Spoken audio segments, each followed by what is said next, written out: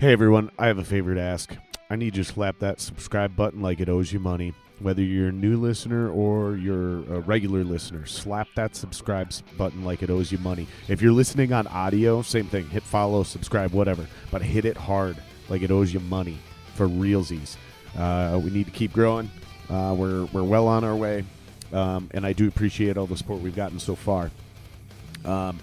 This episode is sponsored by, you guessed it, my Patreon. Yep. That's how you also can support. So if you guys are subscribing, aren't subscribing, whatever, you got money to burn because you're balling out of control, even in a pandemic, guess what? Artists and creators need that shit. So go support somebody, starting with me. So I want you to go to patreon.com/JaredSingerLive and join one of the tiers. The bottom tier, it's like $3 a month. It's just general support. You can have some fun, throw in, an extra $1.20. So for $4.20 a month, you get a little bit of bonus content. And then if you're feeling super generous and you like the number 69, you can join the $6.90 tier. It's basically the same thing as the $4.20 tier. Whatever. But go to patreon.com/JaredSingerLive and join the Patreon, you guys. We need the love. This episode is also sponsored by Shooter Lube. I got a question for you. Have you recently bought a weapon, like a gun, whatever, shotgun, pistol, doesn't matter, and now you're like, well, fuck, I got to clean this thing? Here's what I want you to do. I want you to go to shooterlube.com and order their 2-stage cleaning combo. It's called the Shooter Combo. It's only $20. You can even get the Shooter Lube Essentials Pack if you want. It comes with a sweet little T-shirt. If you put in, first of all, you get free shipping on whatever order you do. Whether you do the $20 or the $40 thing with the T-shirt, doesn't matter. But if you put in Singer as your checkout code, you'll save 10% and you get free shipping on all orders. So go to shooterlube.com and enter Singer at checkout to earn 10%. If you're wondering what the fuck I'm talking about, what is Shooter Lube? It sounds like a sex thing. No, it's not sex. Don't have sex with this stuff. Don't put it on your dick. Don't put it in your any of your orifices. No, it's a 2-stage cleaning system for your guns, you guys. The first part is the cleaning solvent. New technology has you cleaning your gun better than ever, you guys. It's designed to penetrate deep into the metal. It cleans carbon buildup in less time than other leading solvents, and you can feel good knowing that you're cleaning your firearm with a product that passed military testing. These guys set new standards. The firearm maintenance should not be banished to the garage or outside because of harsh chemicals, or maybe you have a super rude wife who doesn't allow you to do fun stuff in the house. Doesn't matter. Shooter Lube military grade weapons cleaning solvent is simply the best. It's odorless.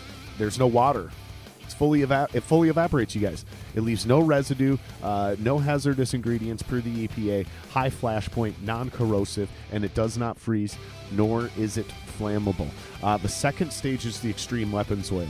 This is a big key because a lot of cleaning products try to do everything in one. These guys are smarter than that. The Shooter Lube Extreme Weapons Oil is different. With the new cutting edge technology, they're creating a new lubricant and protection. Unlike many other gun oils that just sit on the surface, this Extreme Weapons Oil penetrates deep into the pores of the metal, and it forms a bond on and in the metal that doesn't wipe off, wear off, melt, or evaporate with heavy use. Feel confident using your weapon to its fullest potential, knowing that it is fully protected from wear and corrosion. It's biodegradable, non-flammable, non-toxic. It's 100% synthetic, low odor, non-staining, rust and corrosion protection for your weapon, and it also reduces wear and friction. I do use this on my weapons, you guys, so it is fully endorsed by me. My guest today is J.P. Armstrong. He was on for the New Year's Eve Extravaganza special. He's a fucking eccentric human being. Always does a big No Shave November campaign every year. He's a volunteer firefighter at one department. He's a full-time fire department at another department. I might be mixing up the number of fire departments in there. There might even be one or two more. And he's also on his city council, and he's a Satan-worshipping Freemason. So let's welcome him to the show, J.P. Armstrong.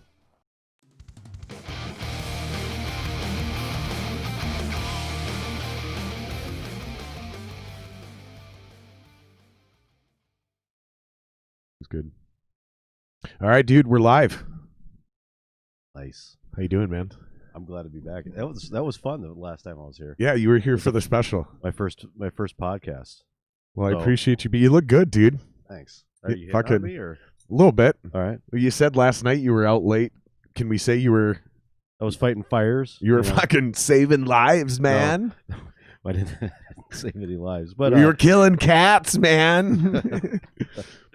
No, but I appreciate you coming back. It was a lot of fun having you here, dude. And it's a big ask anytime, but especially like you were telling me, you were up all night. Yeah, that fire went a little long. You said it started like you got the call super late. When did the fire start? I got the call at 7 in the evening. Yeah, but it just lasted all long. Yeah. So is that because it's a big fire, or is that because it's difficult to put out? It's difficult to put out, depending on the type of house. So, like the houses we have here in Minneapolis, they're balloon frame houses, and everything, when it starts burning, everything goes up through the walls, through all floors, and so it's stuck in the attic. And if they've built their attic up, now that fire's in the ceiling, you can't really get to it. So it takes a long time, and you could have startups too. So you got to stick around for a while and make sure. We're gonna pour some of this. Make sure it's out. You brought some Bloody Mary mix, huh? Yeah, it's spicy. Look at that. I like spicy. There's a penis in there or something. It looks like a giant fermented testicle. That is definitely what it looks like. I guess we'll find out what that is later. That's awesome. Not the testicle part. Listen to this. Oh, it's a great sound, isn't it? We crack a new bottle. So for people who don't know, tell them who you are and what you do. I mean, I can give them the quick bullet points, but I want you to kind of elaborate. So JP Armstrong, you are a city councilman. Remind me again, we were drinking what town? Lake St. Croix Beach. Lake St. Croix Beach. Basically the rich, obnoxious white people of Minnesota. No, they're sledheads. I'm just kidding. You are a volunteer firefighter at one department, and you're a full-time firefighter at another. Part-time. Yep, and then part-time at another. So, okay, that's what I thought. So you're part-time at two, volunteer at another, and then you're also a Satan-worshipping Freemason, but allegedly claim to also be a Christian. I am a Christian. Okay, so now that I laid out the bullet points, explain to people who you really are. That's it. You got it all wrapped up really nice and tight. So yeah, no, I am a Christian, but not I don't have a church or anything. I'm also a minister, one of those online guys, but I did that many years ago to officiate weddings for same-sex couples. You do a lot of cool shit, dude. So when we first met, you were coming out of because I book a little bit out, this month was a little different. I took literally the last 2 months off of booking. I'm going to touch your ice because I poured this wrong. And it really kicked my ass. I had to work really hard to book out this month. But the cool thing is I have enough love and support. Once I started booking, it filled up so fast. It was like boom, boom, boom, boom, almost every day. Yeah. So, but we started talking in November to book you on the special. That's where I'm going with this. So it was quite a while out, and you had this really cool No Shave November. You call it Movember. I don't know that. That's two different things. So No Shave November is people just decide they're not going to shave. That's what I do. And that's, there's no real organization there. So, and you can raise money, you can donate to whatever. God, it's a heavy pour. And, but with Movember, it's an actual organization. It's worldwide. So what is Movember? So Movember. Mo is the mustache part of it. Mo, you grow your mo. So it's not. Oh, okay. Yeah. So, but it's an actual organization where I didn't know Mo was a nickname for mustache. Yeah. Interesting. So, it's just around men's health. So they've, in the last 10 years, I think they've added men's mental health, but before it was, about testicular cancer, and prostate cancer, which is one of the biggest killers of men, especially since we don't get checked, right? And so we don't get checked until it's too late. Things have gone way out of control. So our mortality rate's much higher. Well, the same thing with suicide. Men's mental health issues are huge, and for the same reasons. We're men. We're fucking strong. I don't need any help. I can handle this. I can get myself out of this. I'll die when I die. Right. And we don't report other things. We don't report being abused by the opposite sex. We don't report we don't get help for mental health issues or depression, until it's almost too late. Right. So and then also we're a lot of us are fat, lazy slobs, and we don't get up and move around. So a lot of that was, they added Move MO capital. So there's Gotcha. Mo's in there again, and just to get us moving, and because that makes for a healthier lifestyle. That's pretty cool. And so you're officially a part of that organization or work with them to some degree. Yeah, and we you raise raise money every year for them. Yeah. So we raise thousands and thousands of dollars individually. We raise a few hundred at a time. This year was a rough year, and I only raised 1,000, but Right. I made it to 1,000. But we started a side organization too to help people locally because that's global. Movember's global. So we cut. I'm part of Fighters Foundation. A buddy of mine started that, and so we raise the money. We have parties and everything, and we cut half of it to Movember, or a part of it to Movember, Wow. and then a huge chunk of it, thousands of dollars, we hand to an individual locally every year. Interesting. So and it could be their family, if maybe the person has gone or passed, but usually they're around and still, and they're just, anytime you get sick like that, it ruins you. It ruins your family and Right. and your financial situation. So, even if you survive, so it's nice to get a nice big old check. So what are you up to now? Now that it's not Movember, what is there other shit you do in other parts of the year? No, not really. It's mostly ramping. So you're not up doing 'cause- some weird ass fucking polar plunge shit. No. You're not It's doing too a fucking much. a naked marathon in February. You could do that stuff. I'm disappointed, all JP. the I time. expected I more know. from you. But Movember, like I used to do a lot of stuff, but Movember takes up so much time. Excuse me, cough right in the microphone. That's all right. That's why we sanitize them and swap them out between gigs or between podcasts. So the rest of the year I'm ramping up for other things. Like I got a buddy who made me one of those old timey. She knitted it, or I don't know what crochet. She crocheted an old timey swimsuit with the straps, And so there's going to be a photo shoot with that. I've got 15 pounds of Skittles. I'm going to do a Lizzo shoot, and so With 15 pounds of Skittles, is that enough? naked. Is that enough? Hey, what are you saying? I'm You're saying it's not gonna. I'm saying you might need more than 15 pounds I don't need of it to Skittles, cover bro. anything. It just I, needs to be. I think it's pretty straightforward and obvious what I'm Dude, saying. think about 15 pounds though of Skittles. That's I don't think that's that's a that lot much. I don't think it's as much as you think it is. That's we're what gonna I'm getting find at, out. dude. That's my only We're real gonna point. find Is out. There's I gonna don't be a think mushroom sticking out of those Skittles. I don't think that's nearly as many Skittles as you think it is. That's my point. Oh, We'll see though. Yeah, we're gonna find out. Dude, we're gonna that need just sunk in there. I like that.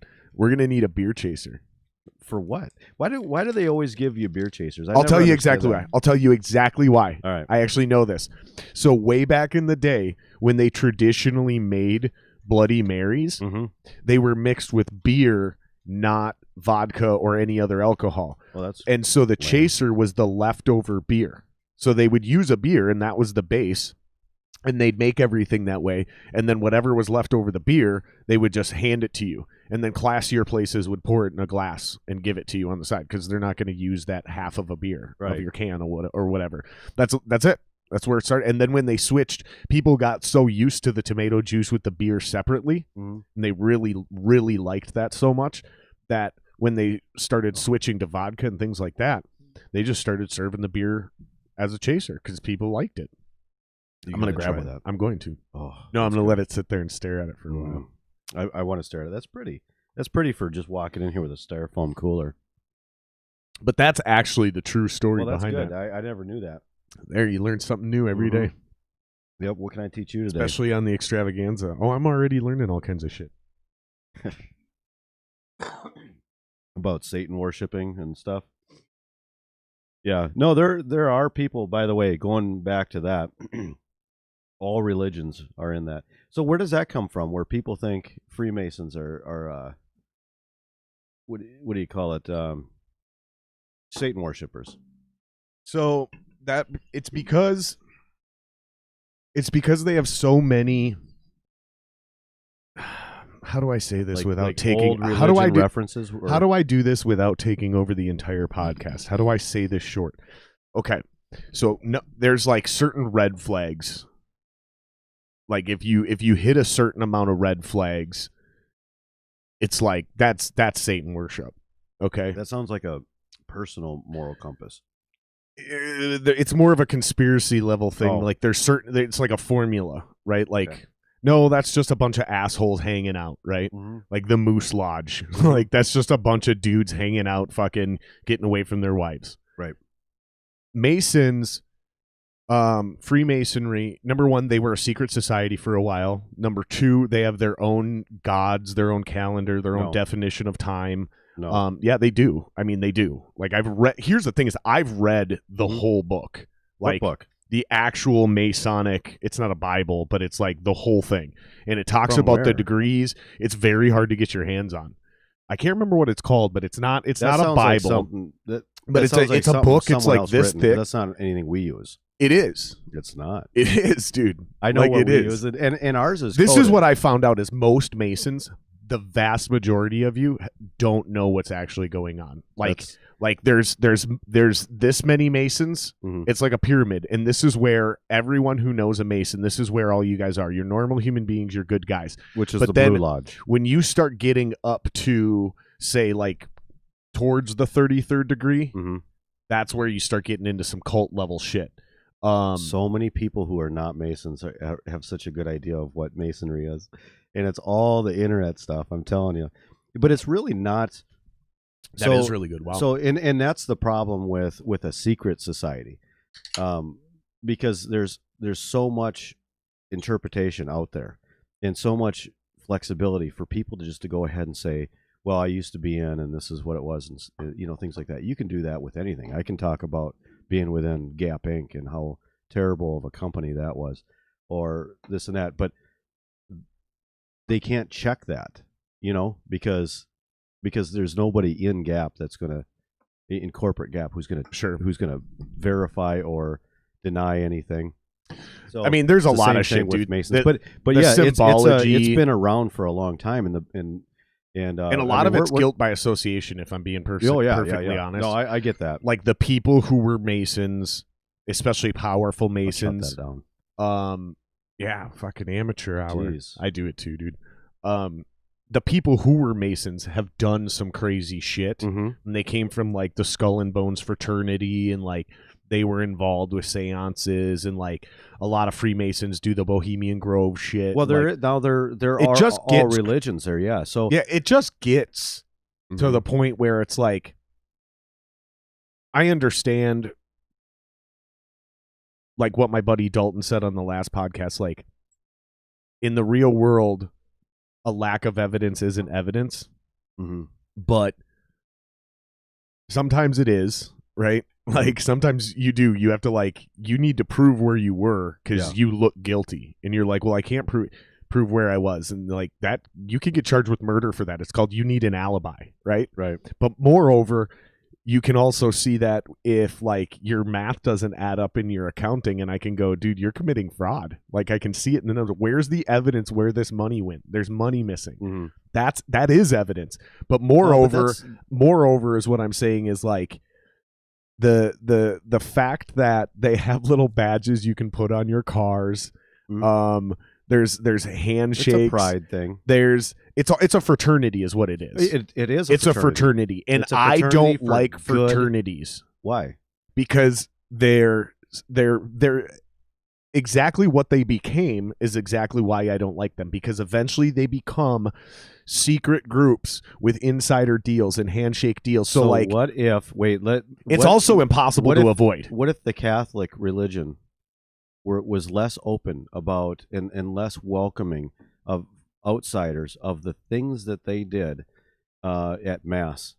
What if the whole blood of Christ and taking eating a little cracker and all that kind of stuff? Those rituals are far weirder I agree. than the Mason stuff. I agree. If that was more secret, then I would be much. Nope. Then I'd be more- freaked out by it. But so here's why Because I've seen some shit happen in some churches. Yeah. Like, And- have you ever broke into churches when you were a kid?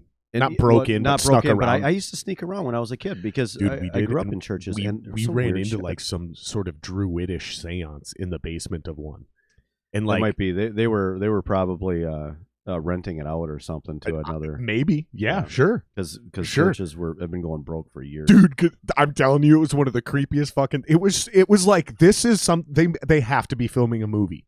They have to be filming like a short film or like a college movie. Mm-hmm. This is how blatant and obvious it is what they're doing. Only when we bursted in the room, because we didn't know they were in the room. We were running around the church thinking nobody was in the building. Right. We were not being quiet. Like, and all of a sudden we come bursting through this door, 4 of us. And they're all sitting there in the middle of a fucking seance. The candles, the pentagrams, the whole deal, chalice of blood, the whole thing. And it's like we weren't there. Nobody turned their head. A Christian church? Nobody. Yeah, it was a Christian church. Like, actually, I think it was like a Catholic church. It was over in St. Paul by my old high school, but neither here nor there. Yeah, my point is they were in a zone. They were in like a trance because no one even flinched when the door got kicked open by accident. And we came bursting through the door. No one turned their head. No one looked at us. And there was people facing us. There was people facing away from. I'm telling you, dude, it's one of those things that's literally unbelievable. Like, if I wasn't there and somebody told me this story, I'd be like, yeah, fucking right. Well, so there's nothing like that in Freemasonry. And matter of fact, you can't discuss religion and politics in Freemasonry. Sounds like a cult. You can actually get booted. So I have sounds like Satan worship. I have a really good friend who is a Satan worshiper, and I have Christian friends. I have Jewish friends in there, Buddhists. Sounds like a great idea, but all basically roads to hell are paved with good intentions. Yeah, well, it's about you have to take an oath, right? Men, you have to take a pledge or an oath. But that's only because you need to show that you're kind of can be trusted. The only reason it's ever secret. Guess what Jesus said, buddy? Never take oaths or pledges. Just simply say yes or no. Yeah, he actually said that. That's in the Sermon on the Mount speech. Yeah, so 200 years later, somebody said that he said that, and then they wrote it down. No, that was quoted from multiple people on the spot, inscribed on the spot. But my point is it's nothing a deliberate, was ever written down for 200, 400 years after Jesus was gone. It's a deliberate abandonment of one of Jesus's most important teachings about not swearing oaths or taking pledges to men or organizations, and you're like, so why is it Satan worship? And I'm like, there's certain red flags. I'm just listing the red flags. This goes back to King Solomon. Oh, I know. Technically, this goes to old, and again, I do believe that because people that don't know, the Masons started from the Knights Templar, which was also a secret society, and they were raided by the king and forced to be out in the open. So now Freemasonry, all those things, they're not allowed to actually be secret. So you can go apply to be a Freemason. It's totally a different deal now. It has nothing to do with not being allowed. The only reason they were secret or you had to be invited before is because, overseas, anybody was a Mason, right? And a Freemason. And it was just too many people. If you just let everyone, then it wasn't something. No, I'm talking so like Knights Templar shit, where it had to deal with, like, allegedly, the legends are that it started off defending ancient relics of Christ. So, like, literally allegedly the Knights Templar were the group who was, like, protecting the crown of thorns that Jesus walked with, the Holy Grail, like all kinds of. I don't know what it was. Allegedly, they're the ones hiding and protecting all of those ancient artifacts of Christ because they're imbued with holy whatever. I'm not saying I even believe all this shit. I know a lot of people think that Freemasons rule the world and stuff. And if you have an organization or they don't rule the world, they're just one of many groups trying to rule the world. If you have a group that's that huge, there's going to be some heavy hitters in the fraternity. Yeah. So people associate that with some of the heavy hitters, whether they were bad people or good people. Exactly. And to be honest, it's a lot of guys need something. They need to feel some camaraderie. With me, right. I got into Masonry because of family members who were before and they're gone. But and then I was missing. But Satan stuck with you. Satan's your good bud. but outside the military, I needed that camaraderie. I get you, dude. I'm just fucking around. No, I know exactly what you're saying too, because like guys have bowling teams, softball teams. They'll go fucking beer league softball. I suppose you don't swear an oath to that, do you? No, you don't. Exactly. Show up naked. Exactly. But guys will do that shit. Fucking pick up hockey. That's a big thing in Minnesota. 35-year-old dudes out there making moves like Sidney Crosby, and they're good. Like it's not even like. They're laughable. It's like these dudes are really fucking good, but they don't do it for anything other than I just need some camaraderie. Mm-hmm. I just need a regular thing that I can plan to attend. Tribalism. Yeah, or people get it with church, dude. Mm-hmm. That's why people join regular churches. I used to. Growing up, I really had that. With I want to start a cult, but I couldn't. I had to leave the church just. I think we should start a cult. That's what I want to do. Cult. How about a religion or a church that's based on Christianity? Like I said, a cult. Like realistic Christianity. Like I said, a cult. No, cults. I think cults are too exclusive. I want open doors. Let me tell you something. And no, you don't have to give us anything. You don't. What do you call a version of Christianity? Like a smaller, more specific version of Christianity? I don't know what you mean. Like the Lutherans or the Baptists. Oh, those are failed Catholics. No, those are denominations, right? Well, denominations. I just call them failed Catholics, but yeah. Denominations used to be referred to as sects. Mm-hmm. SECT. Mm-hmm. And if you look in ancient Judean texts and the ancient translations, where that word came from, translated from the word cult. Okay. So literally, like... I've tried explaining this to my stepmom that basically Wesleyan. So I grew up Wesleyan. That's a cult because it's only out of a small group like in the Midwest. I've never run into Wesleyan. Matter of fact, when I went in the military, they ask you what religion. They put it on your dog tags. Mm-hmm. And I said Wesleyan. They're like, "What is that?" I don't know. I thought it was common. It's like saying you're a fuck. My buddy used to sell shit to him. I can't remember what they're called. I feel like my camera is zoomed in way farther than yours. That's fine. It doesn't look bad or anything. It's because I sit up at the table. That's why. If I lean back and chilled like you guys, but yeah, I don't know. It just starts fucking with my back after a while, so I gotta sit up. When you get chubby, you gotta lean back more now. I've always been that guy though. I sit up, I sit forward, and like no matter what, like, and people have given me shit. People have given me shit for it. Like Governor Walz would have sometimes because like if we're just chilling in an office hanging out, I'll like lean forward and put my hands on my elbows on my knees, and I'll sit like this. Mm-hmm. And people have given me shit. They're like, dude, I don't like your body language. You're like leaning forward doing this and this. And I'm like, fuck you, man. I'm fucking comfortable. That's what it's about. Like I got fucking. I know body language. You don't have bad body language. I know I fucking don't have bad body. You know what I have the body language of? Somebody who kicks ass. You can't say it without explaining. I just kick a lot of ass, man. That's just what I do. You're like, oh, you want to do this? Yeah, let's kick ass. That's what I do. I kick ass. So something I wanted to ask you. Oh yeah. I know you don't really want to bring up other podcasts on podcasts. But, that's fine. We can. But we'll talk about whatever you want to. Suggestion. What do you think? So I plan on being. We had talked about all the different things and the drunk, high, and sober. That's idea. Later down the road. Great idea. That's later down the road. But I'm thinking of like the learned idiot right now, and I actually changed that YouTube channel to it. I love it for now, but it's because all I can do is myself. I can't get anybody that I want to be my partner right now. Sure. So, what kind of people should I be interviewing in the beginning?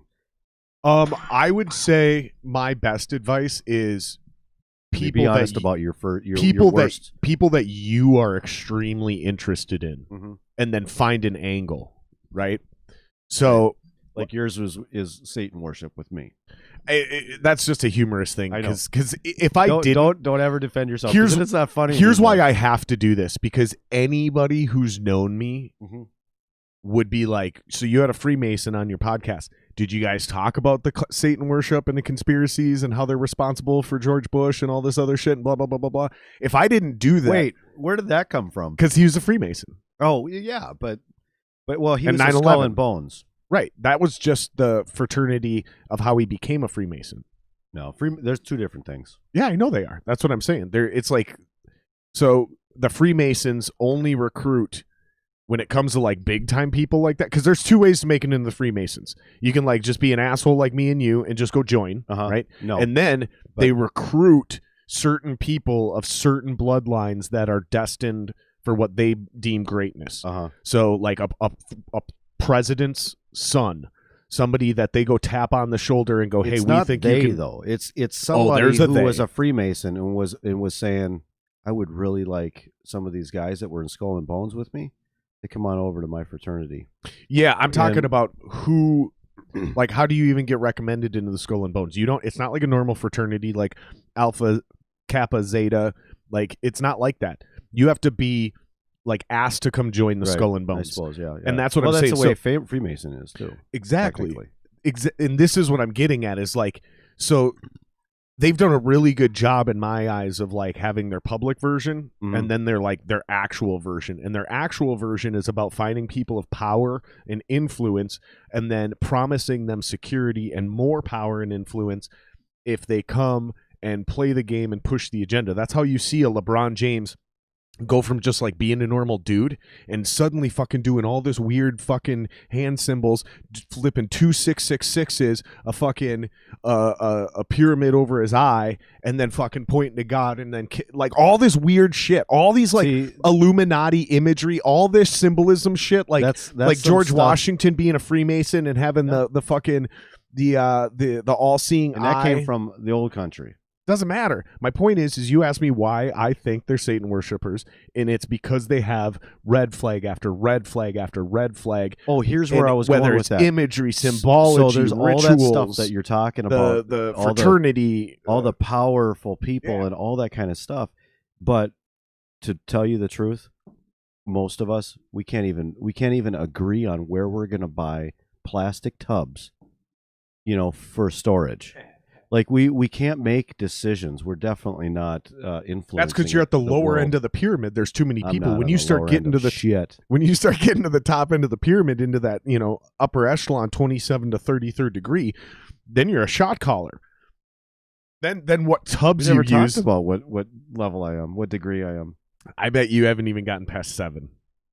We have never even talked about it. What degree are you? I can't talk about it. Cult. Satan worshiping cult. Proof in the bag. Boom. Next topic. What is it? We're talking about good interviews and bad interviews. Yeah, what makes a bad interview? So here's what my best advice is, truly, honestly, is don't worry about going, okay, so the quickest way I can explain this thoroughly is to explain who's your worst interview. Here's what I can explain what not to do. All right. Is I'm going to use my podcast as an example so I don't call anybody out. So, Jared, you're a musician. You should interview musicians. Mm-hmm. Yeah, no shit. But and that's not the point. You do, and I try to follow your podcast. Right. For the most part, I also it's interview kind of background because I'm not good musically. That's the way it's supposed to be. Yeah. Is it like just fucking throw it on in the background and go clean your house? Like fucking, it's so good, dude. It's so good. Cheers, brother. Yeah. I appreciate you doing this again. And I appreciate you. But the most important answer is that shit. I interview musicians I'm interested in, people I'm a fan of, people that I think are great guitar players or great drummers or interesting people or have interesting lives or experiences. Mm-hmm. So I'm genuinely interested to get to know them more or have a conversation with them or pick their brain about certain things. Yeah. So as long as you're interviewing people that you're interested in, that's enough. The question is what type of interview do you want to do? I don't want to do an interview. I want to have conversations with people. That's what Rogan does. That's what fucking Theo Von's starting to do. He said you're getting into more podcasts. Check out Theo Von. He's great. No, I know that one. That's the guy with he's underbite and no upper lip. He's got a right? mullet, kind of looks like a lesbian. Yeah. He actually jokes about the fact that he doesn't have an upper lip. His bottom lip took everything. Or he jokes about everything. Yeah. And 90% of what comes out of his mouth is made up on the spot, by the way. I think I saw him. Where did I see him last? He was a comedian before, but he was kind of just real low on the radar. And Yep, he came but then from Road he was on Rules. Tiger Belly or something. Yeah, so he got his start because he was on I'm not Road ignoring Rules. you, by the way. I'm. You're fine. He was on Road Rules, and then he got into stand-up comedy and was just a fledgling comic for a long time. But all the comedians immediately thought he was funny, and they were like, "This dude's the shit." And so Joe Rogan had him on his podcast, and it became like the highest rated podcast in recent Joe Rogan history, not total history, just recent history. And then he became the #1 requested podcast guest on everyone else's podcasts. So he made a name for himself by going on other people's podcasts while he was a stand-up comedian, and then eventually started his own and kind of broke out. Now he's got his own name. Does he have a podcast? Yeah, he does. He's got a couple of them. This past weekend, King and the Sting with Brendan Schaub, the UFC fighter. Wait, the UFC fighter that he's not a fighter anymore, right? Like, correct. Is that the one that Rogan told him he can't fight? Like, he's gonna die if he fights anymore? Probably, I think so. Yeah. He's one of Rogan's dumb. best friend. He's got that bro personality, Yeah, really yeah. cool. What? Really cool dude. But yeah, he's a regular. He's a regular on a podcast. I can see it in my head. There's a big red couch on the left, and he sits on the right, and then there's a comedian in the center. They just kind of sit in a big horseshoe. I can't remember. Matter of fact, Bobby Lee was on it. You're thinking of his other show that he had going for a while, which was Fighter and the Kid. And it was with him, yeah, and that was he was. Is that older? He hosted that with Brian Callen from Mad TV. Yeah, and then Brian Callen got Me Too'd falsely, by the way, and I'm proud to announce I sussed. Wait, tell me about that. I feel compelled every time a guy gets Me Too'd. Shit. Every time a guy gets Me Too'd, I feel compelled to make a decision and a judgment right then and there, and I go, I think he did it, or he didn't do it, or the third option is I don't have enough information. I got to wait a little bit longer. Like Kavanaugh. I don't care what you think, but Kavanaugh fucked that girl in the ass and bragged to his friends. I boofed her. Boofing is BF. Boofing. Butt fucking. So he boofed her. My issue. Did he do something wrong? Well, define wrong, because lying under oath is definitely doing something wrong. Fucking that girl, definitely not wrong. Saying he didn't fuck that girl and never had anything to do with that girl, wrong. He definitely lied. He fucked that girl in the ass, and she deeply regretted it. Because even her friends said that she wasn't there. She wasn't there. He fucked that girl. And she regretted it afterwards. That's what happened. I don't believe she was gang raped, held down, and fucked. There's probably been some. She's lying, but they fucked. That's what I think. Especially after listening to them both, listening to the people read his diary back to him and his information from witnesses they gathered, and watching the look on that guy's face. I'm watching my buddy, who's not very good looking and doesn't do well with women, get accused of cheating on his wife in front of me, and I'm watching my buddy get busted. That's who I seen Brett Kavanaugh on stand when they asked him, "What's boofing?" and he goes, he said farts or something stupid. Yeah, it's a fart thing. It's farting, and it's like, dude, you butt fucked that girl. Like, that's what you told your buddy. That's not. No, that's what boofing is. No, it isn't. Yes, it is. No, it isn't. Yes, it is. Yeah, but dude, I'm telling you, that's what boofing is. It may be, but kids, they don't. I boofed her. And I count college as kids. They're 18, but they're not fucking adults. But they were in college, dude. Yeah. I don't give a shit. That's not an adult. Anyway, they're kids, and they're. That's fair. And they they use things wrong all the time. Nobody does a circle game correctly. Nobody does anything the way it's meant to be. Even all the stupid shit, lifting your feet when going over railroad tracks, all that stuff that stupid fucking kids do. By the way, when I was that age, I still hated people that age. But Me too. But they don't do any of it correctly, and that goes with calling things like boofing. I can't think of any examples, but I've just recently gone through this where they're not doing it right. No one's calling it right. What's the matter? Your pants on fire? Oh, you got that. Really worried me. What the? That worried me bad. I had all of a sudden you got up, and then I see your pistol, and then I'm like, no, what is he doing? I'm looking for my lighter, like my lighter, because I had it right before we started the podcast. Here's a lighter. Is that my brown lighter? No, yours is sitting around here somewhere. It's weirding me out. I don't like you didn't losing go shit. Anywhere when we were starting it. All you were right there. Oh, you moved the trash can. That's all you did. Probably sitting on the floor somewhere. I'll find it later. No, I just. Can you not talk about that on the podcast? I would. You just can't do it. I don't. So what's going on here? I see this thing switching around. Is this like what it actually does? It constantly switches. It listens. So I programmed this. Is that OSB? Yeah, OBS. Yep. Or OBS. Yep. And I programmed it to listen. And this is why I'm telling you to do multiple mics.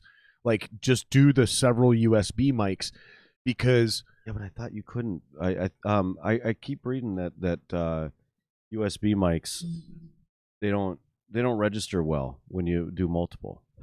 But I need some sort of input. USB mics will go right into your computer. So I just need to get that big old splitter deal. Yeah, like what's back there. I run my cameras through that. As long as you don't get cheap shit, it works. Like that, that's a 10-port whatever. How much is that? I don't fucking remember. It's not that much. Like it's what's not that much to you? Because not that much to less me than $50. Oh, okay. I guess that's not that much. Dude, trust me, my income level, I may have been very wealthy a while back when I had a really great job and I was fucking doing music shit. But dude, no. Like yeah, I've gone up and down bought this, of what's not that much because I used to be an operations manager. I had a lot of money in the bank, right? And I was doing very well my entire life. And then Kate and I got married, and then which, by the way, I mentioned that on the other podcast. I was like, I don't fucking believe you because I've been through there.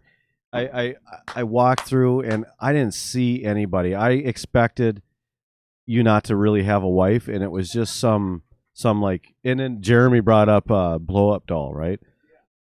I didn't believe you. I didn't believe you because there was evidence of a woman living here, but I didn't see her. I've been all through the house. I just met her coming in today. She invited is in her fact down real. for Bloody Marys, and she's real, and she's pretty. I thought she didn't exist. No, she's or you were hiding her somewhere. Like, oh, I got friends coming over. I gotta tie you up. No, she's real. She just doesn't like you guys. No, Oh. I'm kidding. That's cool. I'm no, kidding. no, that's fine. I get it.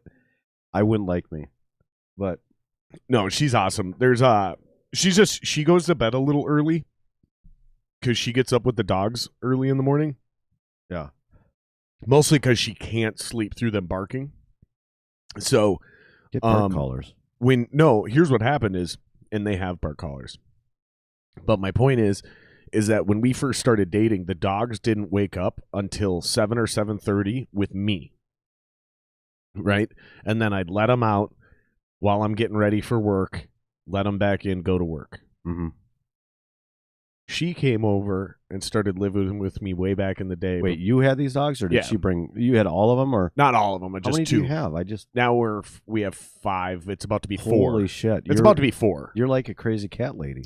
Well, we got mom and dad, and then we have 2 of their babies that we're gonna keep. Mm-hmm. But we still have 1 more of their babies we need to rehome.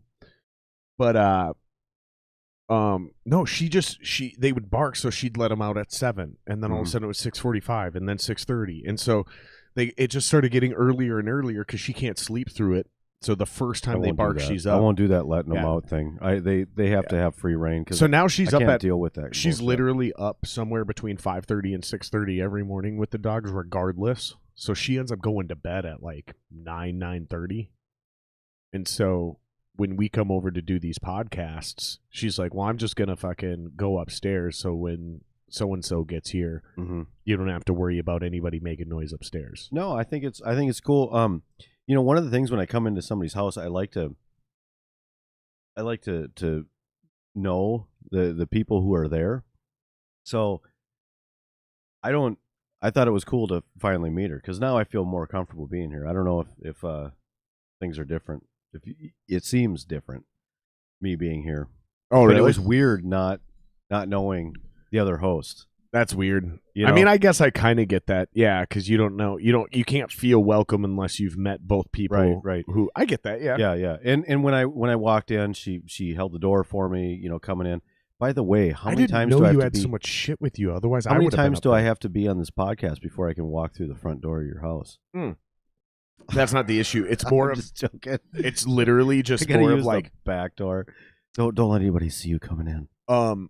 No, I forgot to tell you to use the front door this time because the I'm gate's joking. busted. So we're not I using didn't- the back door anymore. Oh yeah, because the side gate. did 'cause I it's screw it broken. up? Because she went Maybe. out there after I came in and said I need to fix this gate, but I don't. It She swung probably fine. went out there to check on it. Yeah, it swung fine. I knew it was busted. So Yeah, I did that snow blowing. It was fucking bunched up, and I smashed it back and just snapped it in half. I'm gonna make another one. You I ready don't know for what- another? Sure. Oh no, yeah. no, you're. I mean, I don't think we have enough mix for 2 full ones, so you can just top me off. You can take the main because we see what I mean. We used a little over half that. Look at that. I should have bought the Jack Links one that's bigger. So yeah, just make yours and then just top me off, dude. It'll be perfect. Damn, I forgot salt again. You You know what? I'm gonna roll my beef stick in a salt. But yeah, so to go back to your other question too, the Learned Idiot podcast. So you could do a podcast like this Mhm. and just turn the table sideways. Fuck! Look at that. Oh, you're gonna have a very strong one. I was gonna mix them, but So you could turn a table like this sideways, have a single cam like this overhead cam right here, Mhm. and then just turn a table like this sideways, and both of you sit on one side of the table, so you're sort of facing each other, Yeah. but then also facing the camera, and just do a single cam just like that. You don't have to do anything nearly this obnoxious. I just knew that in this format, in order for me to make it quality, especially being a nobody who's doing like a Joe Rogan style format, I'm not a celebrity. I need to be able to bring as much individual focus on my guest as possible, and that's literally why I have to have that cam. Okay. Now it's on me because I started talking, but I switch over to you Mhm. because people don't know who we are like they know a Joe Rogan. So it doesn't Right. make sense to have us sitting on a set on a one cam, but if you're sitting there doing something else where, and that's what I was getting at is you asked me, who should you interview? Make sure it's just people you're interested. I think the most important thing is what kind of interviewer do you want to do? Do you want to do the David Letterman style? Do you want to do the Rogan style? Do you want to do like a cinematic documentary style, 60 minutes?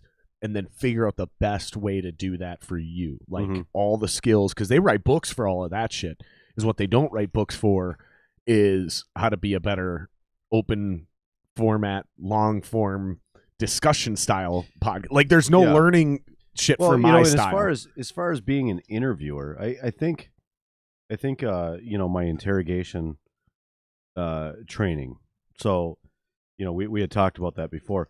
I think my interrogation training would help me with that because I can engage with people and I can keep, I don't know, I can find what's interesting about them and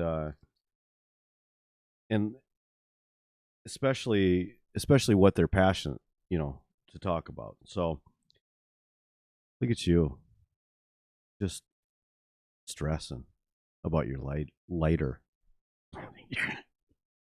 It's tripping me out, dude. Oh, I swear to God, I broke a rib. Not even that I'm actually stressing about it. It's just tripping me out that I can't find it because it was like, Check your pocket, man. I did. I checked all my pockets multiple times.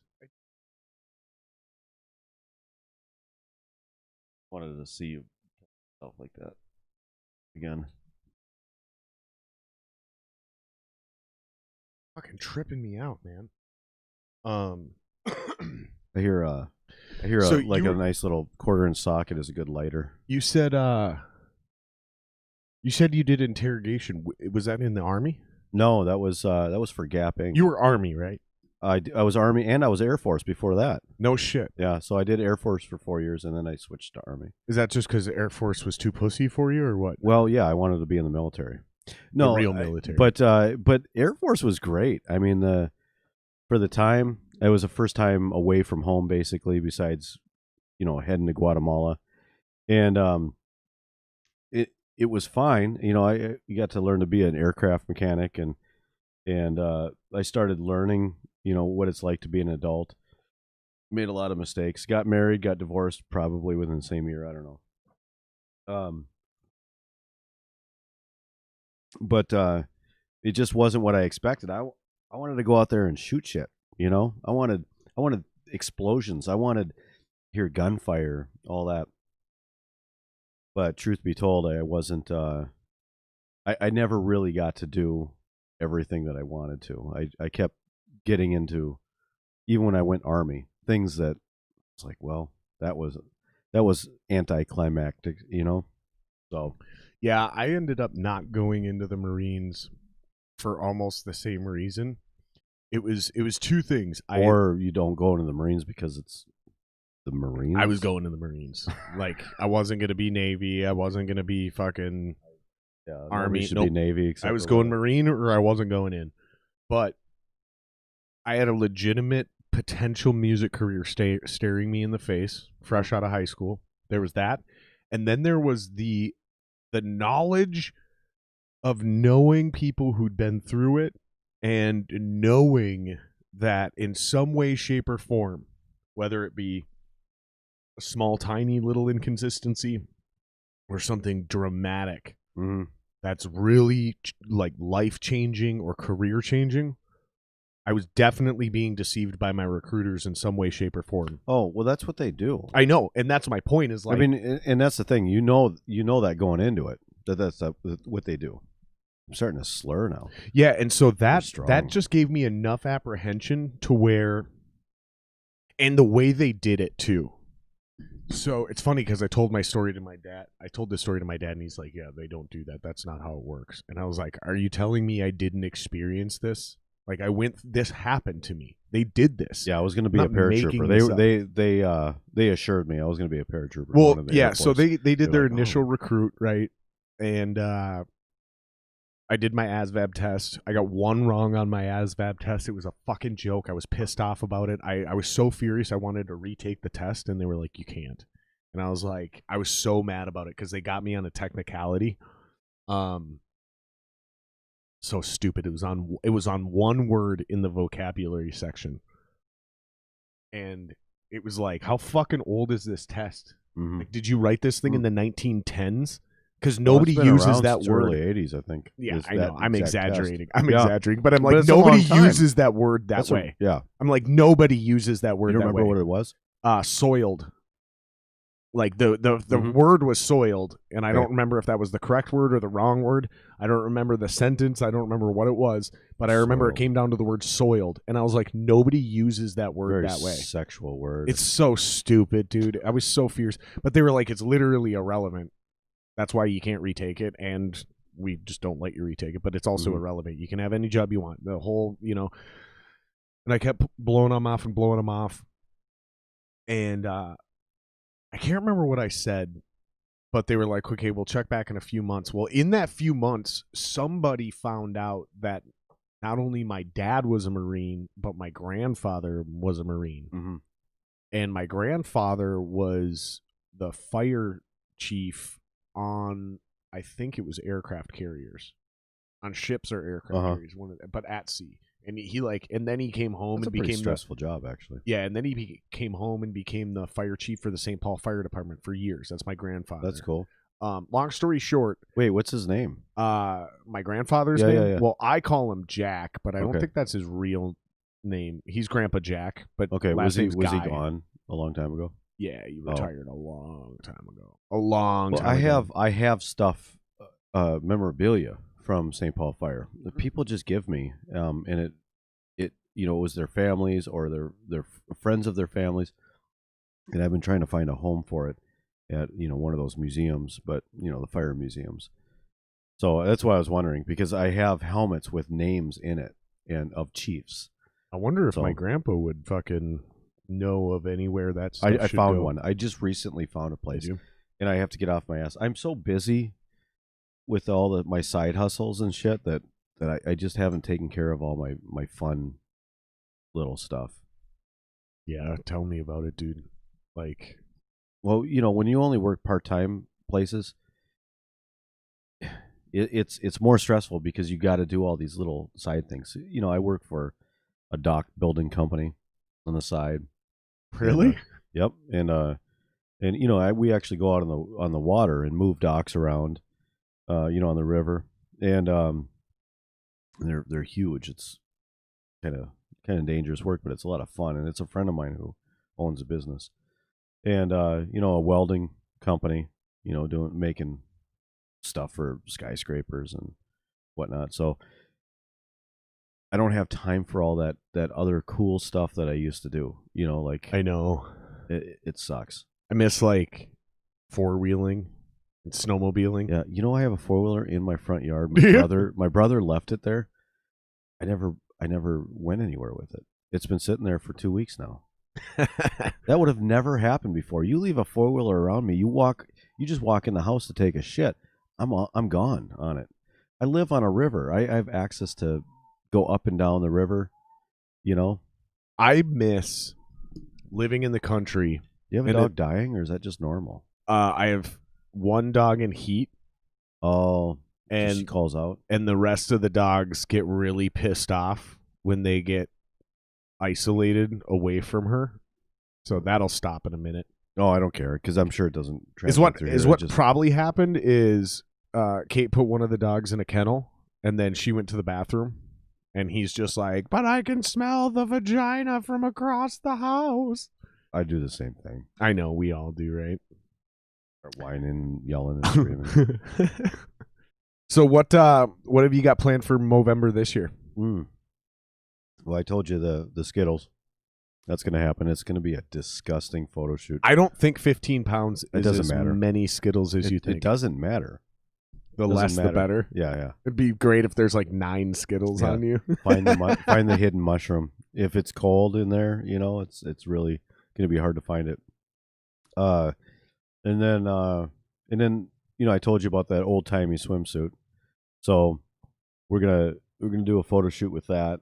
But I don't know. I guess it's up to the governor and all the restrictions, because that's really hurt our fundraising. So we'll see what happens this year. We'll probably, you know, if we can't throw our normal party, we'll probably do an outdoor one. You know, fry a turkey. I don't know, something like that. Dude, have Or you just meat? have you ever done an air fried turkey? No, that doesn't sound. It's the greatest. I don't Like, believe you. I know. I fucking know. Sounds impossible. But I'm telling you, dude, I used to tailgate with this dude named Greg, and every Sunday he would air fry an entire turkey, and it runs off nothing other than propane. Mm-hmm.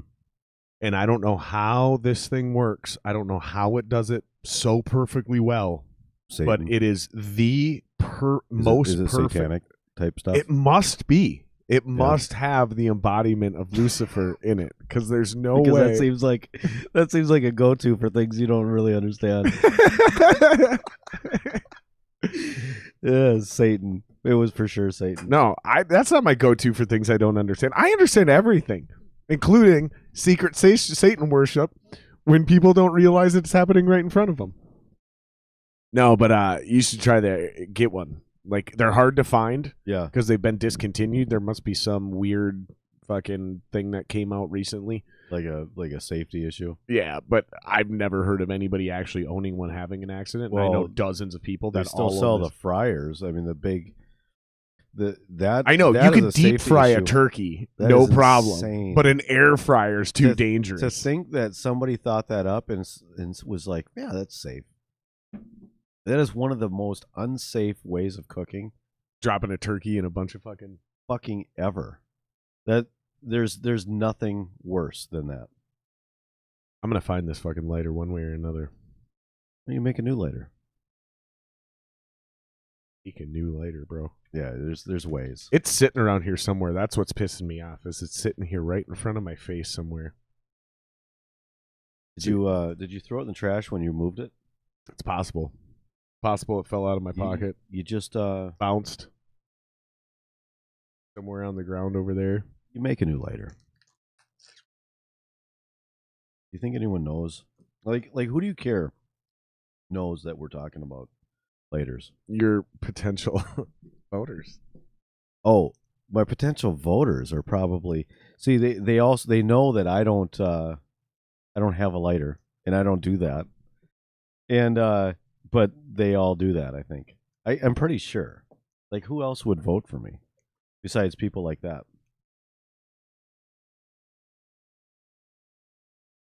He's looking for his lighter.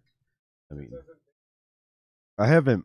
I feel bad that I'm chowing down on your podcast, but Don't feel bad, dude. I haven't eaten. So yesterday, I skipped lunch because I was at work. I was doing a 12-hour shift, and my buddy, he likes to call me fat, so he told me to skip it.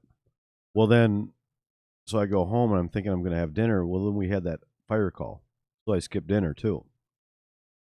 And by the time I get home, it's 1. And I'm like, well, fuck it. I can't do that before I go to bed. I got to get up at 4:30 for my other job. You should talk to Jeremy about the fucking different diet options. Like if you went keto. He does. He talks to me. Oh, I would love to do just meat. I've got a freezer. It's not just meat. It's high fat, high protein. So you use the fat as your fuel source instead of carbs, like most people. Yeah. That's really what it's about. Like I know there's a lot more sciencey explanation than that. I only have stomach weight. Nobody wants to hear science on a fucking podcast unless we're talking. Well, we about talk science. about it all the time. I mean, I talk to Jeremy more than I talk to, my own wife-ish. So seriously, I really do. I think Jeremy's the only guy or the only person I consistently talk to. Really? Every single day, multiple times a day. That's hilarious. And I mean, it's not hilarious that it's Jeremy. It's just hilarious that you only have one of those guys. Yeah. And I shouldn't say that you only have one of those guys because I'm not even sure I have a single person I talk to every day other than my wife, even though I have really, really close friends and I have a couple best friends. And yeah, I talk to everybody regularly, but I don't know that I have anybody I talk to every day. Right. Other than my wife. I mean, Jesus Christ. Nobody likes me that much. You're right. Nobody wants to hear from me that much. I checked online. Nobody likes you. True story. I'm just kidding. Only I don't know. I didn't know anything about you until I met you through Jeremy. Even Facebook doesn't like me because only like 10% to 15% of my followers actually see my posts. Did you tag me in this, by the way? I don't know. Maybe. Because that reminds me. I haven't been on Facebook since the special? Since the special on New Year's. That's awesome. I held to it. And I actually feel good about it. I'm still holding on to a lot of resentment and hate for the people the reason why I quit. And I didn't do like a grand goodbye or anything. I just went away. Right? And and I'm pretty sure that page is going off the hook right now because it used to take a lot of work daily to untag myself. People tag me in everything.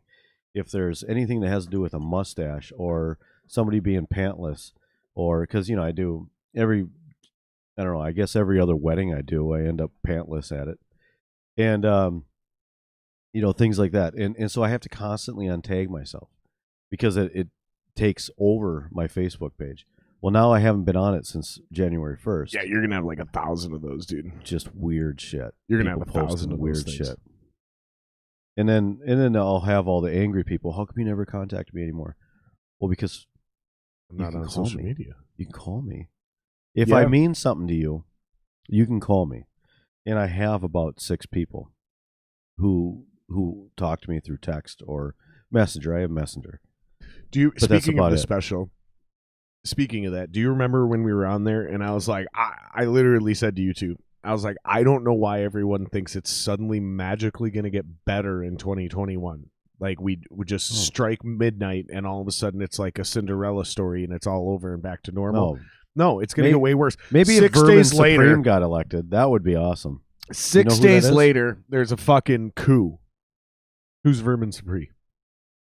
Vermin Supreme. Are you fucking shitting me? I know that name. Vermin. So he wears a boot on his head. He runs for president every single time for, I don't know, maybe the last 20 years. Wears a boot on his head. Everybody gets a goat or some shit like that. A donkey. That's what it is. Everybody on Earth gets a donkey, or in America. Like his platform is amazing. But you gotta look at some of his debates. He's in debates against, actual presidential nominees. He's amazing. How do you get?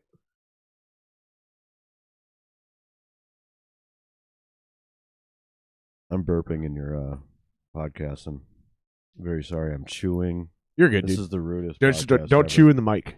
That's the only thing. Right. I don't even know if they can hear you if you chew in the mic, but just don't do it. That's the rule. Oh, I found my lighter, by the way. Good. I'm proud of you. I thought about it for a minute, and I was worried like, about it because I thought about it for a minute, and I was like, wait a minute. Anxiety. I thought about it for a minute, and I was like, wait a minute. I know exactly where it went because I know where I set it. I set it on my lap, and then when I stood up, I knew it flung towards you. And so I literally just 2 seconds ago, I was like, wait a minute, and reach under the table. It was sitting directly underneath of you. I grabbed my friend it. Amanda, who called in on that night. Oh yeah, she said about talking about you. I love that he thinks you actually plan for things. There is no time in my life for planning listen, Amanda. Anything. Listen up, Amanda. Amanda Panda.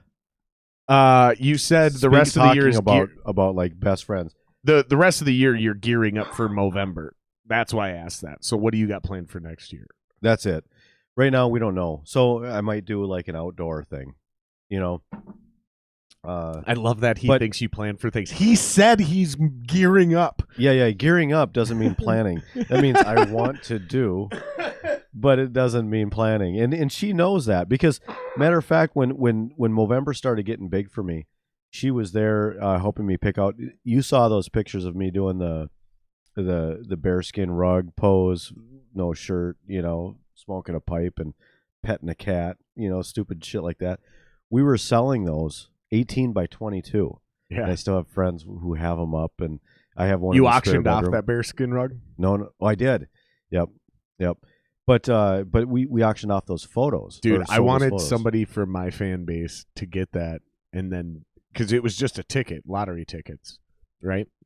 Basically, yeah. And raffle tickets, whatever. And I wanted somebody to donate it to my podcast. I wanted it sitting directly under this table, and I wanted the head facing that way. So when certain guests came over, they'd be like, "What the fuck?" I can bring it over sometime. When you're but somebody won it, didn't they? Yeah, they did. But I still have it. I haven't shipped it yet because they haven't decided who they're going to ship it to. Tell them it's so disgusting. Tell them to donate it to this podcast. So there's been naked women on it, for boudoir shoots, and there's been that thing's been all over the place.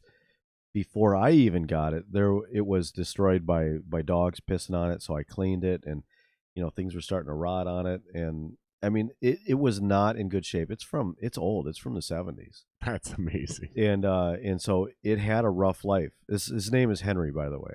Wow. We'll talk about him by saying Henry. That's great. And so now I auctioned it off not as for somebody to actually want that rug, right, but to send it to somebody, who they don't like or they want to fuck with. And so that's what's going to happen. It's going to be sent to somebody who probably is not going to want Henry. And I might get him back and get a chance to raise more money with them. You never know. Some of that stuff comes back. A lot of people donated to have me keep it, so to force me to keep them. But yeah, he went through a little. Too bad one of those people didn't win, and right. then you could be like, "But I don't want it." Hoping his name was Jason Swanson. I was hoping that he won. Yeah. You're like, "But I don't actually want it," and then you could just give it to me. I mean, he's a buddy. Henry is. It's been through a lot with me. I got a question for you. Yeah. Are we getting serious now? So I'll lean forward. what do you think, where do we go from here in 2021 based on the idea that we started this motherfucker off with a coup? And where I'm prefacing this is that people seem to think all this tyranny and racism and all these issues we have suddenly started in 2016 when Trump got elected. But they didn't. Right. I mean, Ferguson, all that shit started, it was like 2012. Uh-huh. That's when it really started. It was in Obama. And it's not going to suddenly end now that Trump's out. That. But yeah. It was, but I'm specifically talking about 2012 was an integral year. And 20 years from now, like, people will see what I'm talking about. That's when certain algorithms like really took hold and fucking they had been developed about 4 years before that, but they really fucking cemented themselves in 2012, and that's when you started seeing certain events happen because of them. Where do you see us going from here with this idea that within 24 hours Biden is literally going out of his way with executive orders to reverse every single thing Trump did? Like, do you? Well, you're going to see gas prices go up again. Major. Sorry about that. Because we're back in the WHO. So, that's gonna be an issue because that's not a great organization. Here, let me adjust this for you. Hold on. All right, that's much better. Other than that, I don't know. I'm an idiot, small town, anti-politician, average Joe. I don't know anything, but I have good gut feelings. And do you remember having to fuel up your car during Obama? Mm-hmm. Yeah, you're talking when gas was almost $4 a gallon. It has to do with outside oil, And we're back on that, like within days.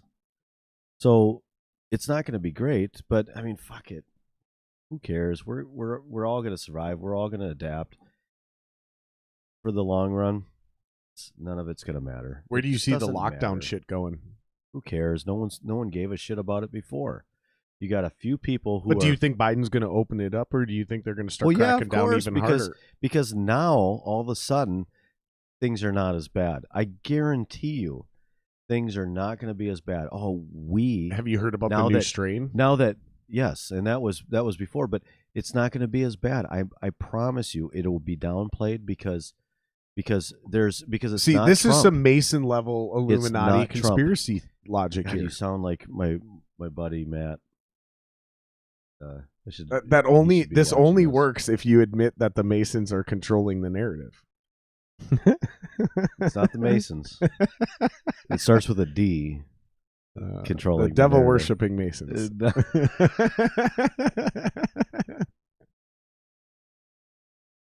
True. I'm gonna message Matt because I don't even know. It's weird. Cops, they can't have their real names on Facebook.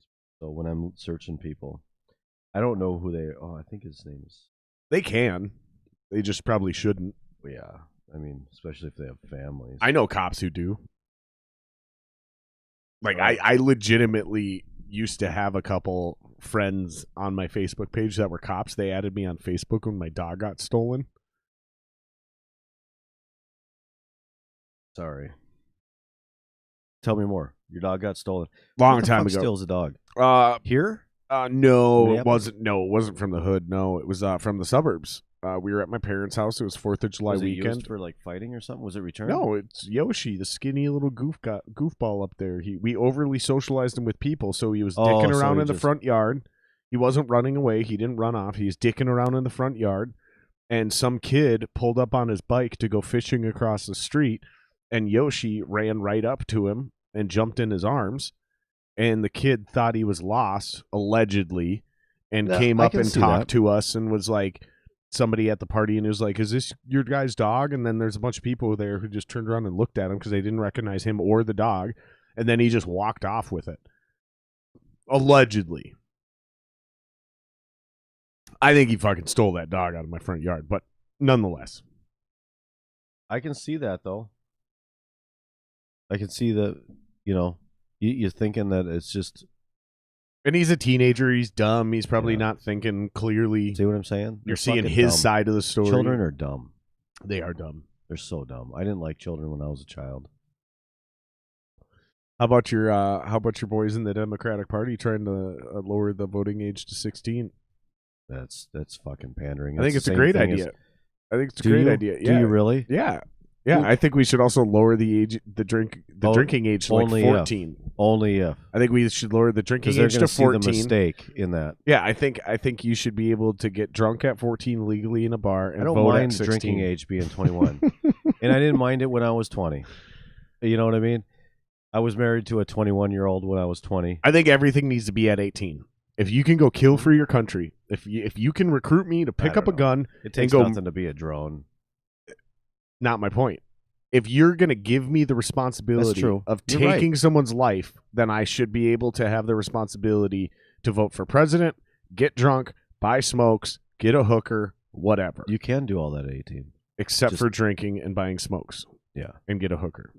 You can't get a hooker That's illegal 18? For anyone. Right. So what does it matter, the age? Right. But that's what I'm saying. Like, that should just be... you can just go get a massage.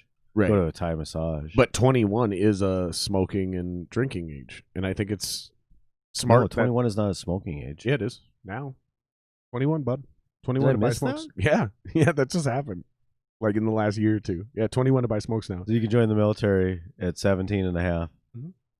But you can't buy smokes for many years after that. Yeah, and it's definitely about to be federal because I know it's in most states. It's a 21. So that's Minnesota. Not just Minnesota, but yes, Minnesota and many states. And it's about to be federal because we're old enough. Talking about it. It's because we're old enough to where it's a non-issue for us.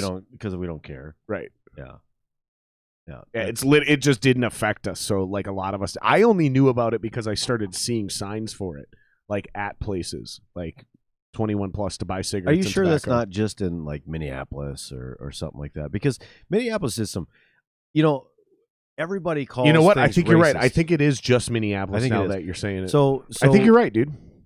I don't call out this racist stuff, and it pisses me off when people say things are racist because 99% of the time it's not. It's not really racist. But I agree with that. I will tell you that this whole the fact that I can't buy menthols here, fuck that.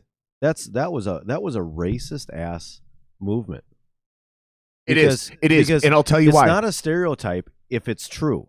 And well, it's not even a stereotype. Who smokes menthols? It's not even a stereotype. No, they passed it because they said menthol cigarettes are being marketed to kids, which is a lie.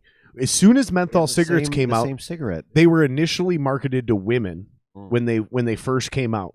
Okay, and yes, it worked with women, but is what they never smoke menthols. Do you know why? Do you? Yeah.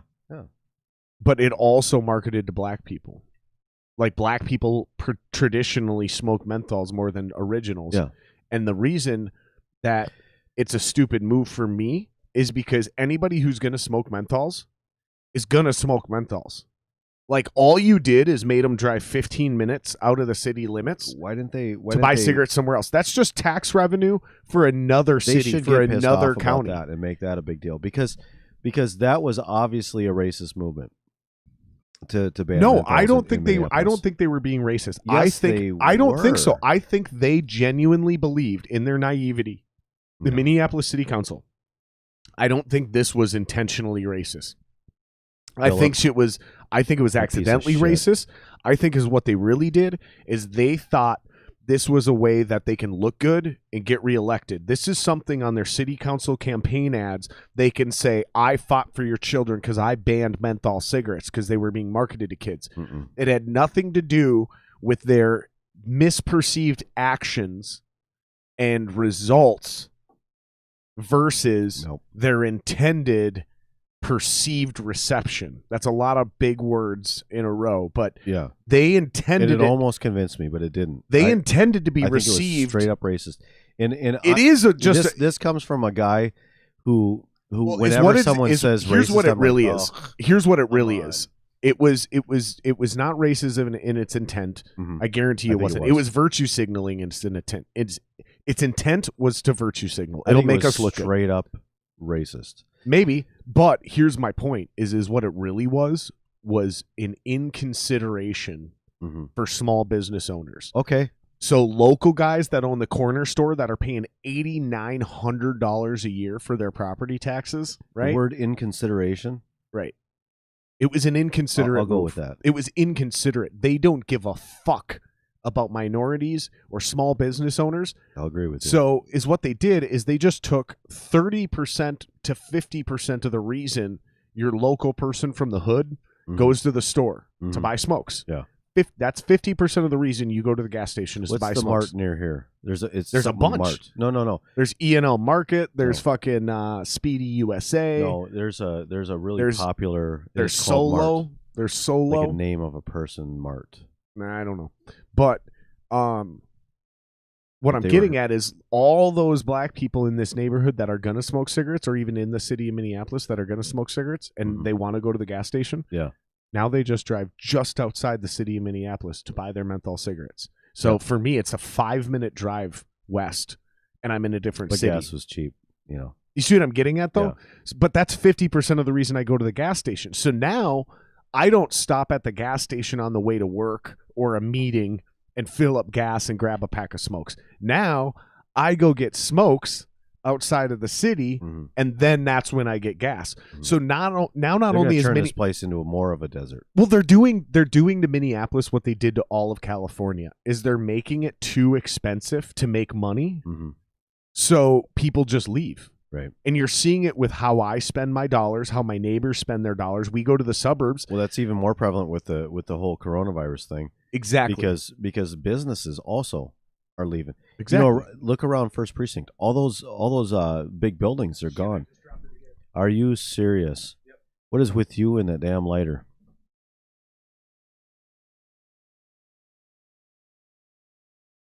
That's what I dropped. Oh my god. So if you look around First Precinct, you know they First they're- Precinct, that's downtown, right? Yeah. Okay. There's nobody in those buildings anymore. You They're don't ghost need to. towns. Because do after you know how after many the coronavirus, these businesses they realized they're like, we survived Right. But the without city, having to pay rent Yeah. in a large location. We give them the equipment to work from home, and they're saving and on they're- personal and insurance. Do you know they don't they're have to doing carry, amazing, and they don't have to carry insurance because they're you're not gonna working come from home. back. They're saving. The companies are saving. It's going to and destroy Minneapolis. companies are saving. Walls alone. Companies are saving millions of dollars by having their employees work from home because they don't have to pay the fucking rent and the insurance on the building. The lighting, the heating, Yep. all that. But they also don't have to pay the insurance that comes with having a fucking employee on your company premises. Mhm. So it's Yep. but my point is the millions of dollars of rent, tax revenue, and other ancillary expenditures like Mhm. eating out at lunch once or twice a week downtown when you're working, Mhm. or parking, or whatever, going out to the bar after work for happy hour. Minneapolis is going to be the new Detroit. All big cities, because it's not just Minneapolis. LA, it's already happened. Yeah. It's happening everywhere. Even a lot of big companies. It's a are leaving fucking there. ghost town downtown. Comedians, actors, they can do all their stuff now.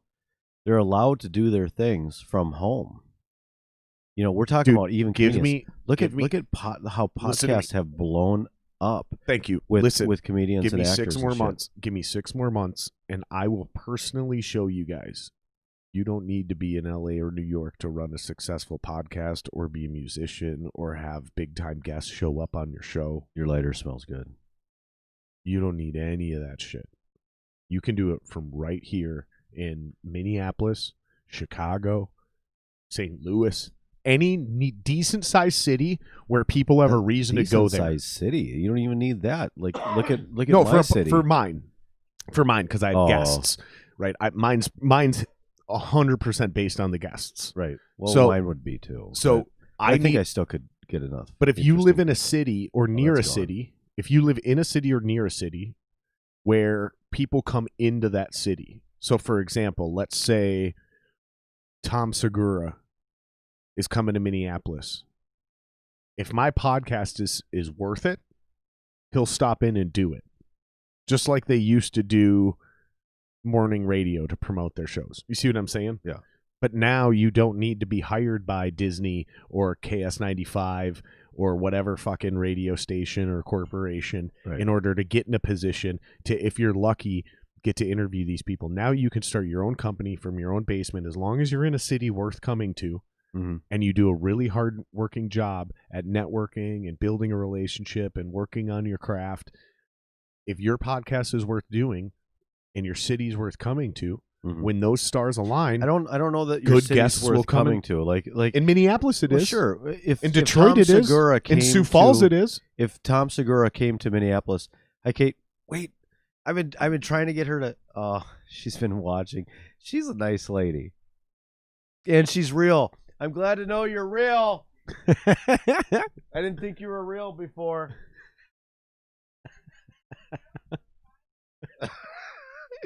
You're not a running joke. She's not a running joke. You're not a running joke. You're just no. But the fact that you're real, that's been the running joke for 5 years. For 5 years, people are like, "Yeah, I'm convinced Jared's not actually married." One by one, they all find out she's real. Jared has a real wife, and she doesn't do this. She's not a blow-up doll. That was actually pretty funny on the podcast on the New Year's Eve special. That guy is one of the funniest guys I've ever known. 2-3 years ago, and realist guys. Like there's nothing fake about. There's a lot of fake about Jeremy. No, there's not. There's a bunch of fake about Jeremy. No. There's a difference between fake and him trying to just survive. And listen, that's like my brother, dude. Normal, because the real Jeremy is the rocker, like forever on stage and stuff. That's not fake when you just go ahead and start blending in with society.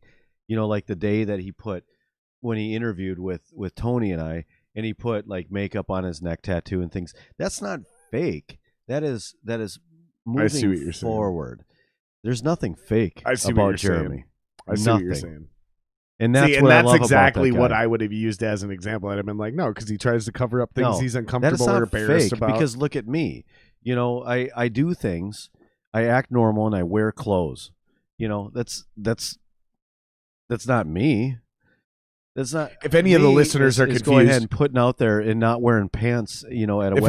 If any of the listeners are confused, Jeremy Blake has been on the podcast several times. He was on the New Year's, or not several times. He was on the podcast before. I think it was like episode 36, and then he was on the New Year's Eve special, and that's how JP and I met. So, I used to be in a band with him. He's in the live chat now. What's up, Jeremy?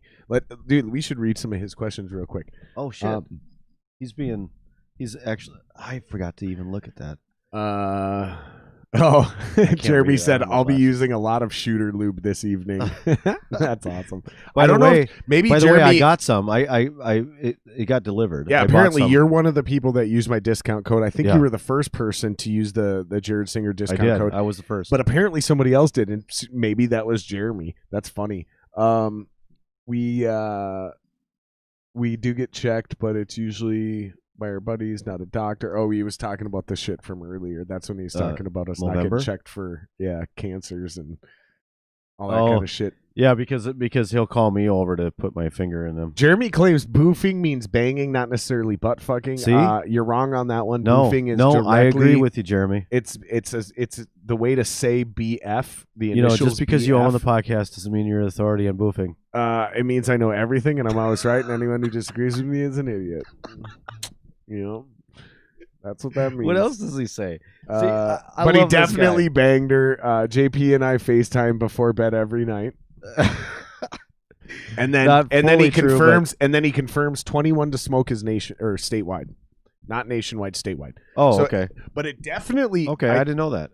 I think. Thanks, Jeremy. I believe you over Jared. But I think you're definitely onto something because I definitely think it started out statewide, or I mean, city. I think it started out city based and then just went statewide because my brother is 20. Because Walls is a puppet. Well, my brother's 20, And every once in a while, he'll come down and visit me. Mm-hmm. And for the longest time, I could have him grab me a pack of smokes on his way here. Right. But recently, I think he said, now that Jeremy verified this, I think Jeremy's right. I don't think you can. I don't think you can because I think he had to stop unless he had a buddy who was over 21 with him. Sorry, that pain came back. Oh, you're good, dude. I'm going to the hospital tomorrow for a broken rib. Yeah, you said you think you might have broke your ribs in the fire last night, huh? Yeah, I'm pretty sure I did. I don't think you did. Can I tell you why? I've had a lot of broken bones, so I've got pins and screws. I think you have a bruised rib. That could happen. I think you have a hope it's bruised just rib. like a ripped fascia. So Sure. Yep. but I have pins and screws in my wrist. I've had hip surgery, 2 busted kneecaps. Let's see, broken shoulder, dislocated shoulder. I've had a broken foot. Shit, I can't tell you how many times I've broken my nose. I've broken a lot of things, man, and I had a really rough time breathing last night, and it's not the Rona. So I think I might have cracked a rib.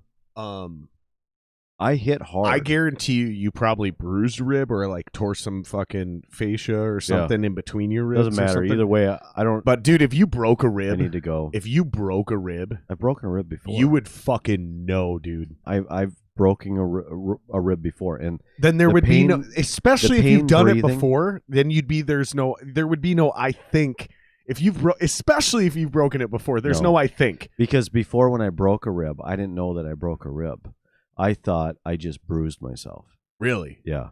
So you're just built like a tank then? No, not built like a tank. I have so much fucking pain all the time. That you have a high threshold for it? Not a high. No, I'm a pussy for pain, but I'm always in pain. Well, so it sounds like you're sensitive to it. You know when you have it. Yeah. So that's not what I mean by I think it's threshold. a high probability. But that it sounds like you don't succumb to pain quickly and easily. Because just the act of opening a door or pulling down, pulling something down, or coughing. Coughing is the worst. So if I cough, is it in the front or in the back? It's in the front. It's right underneath my pec, and it is a stab. It feels just like somebody is stabbing me every single time. You coughing up any blood?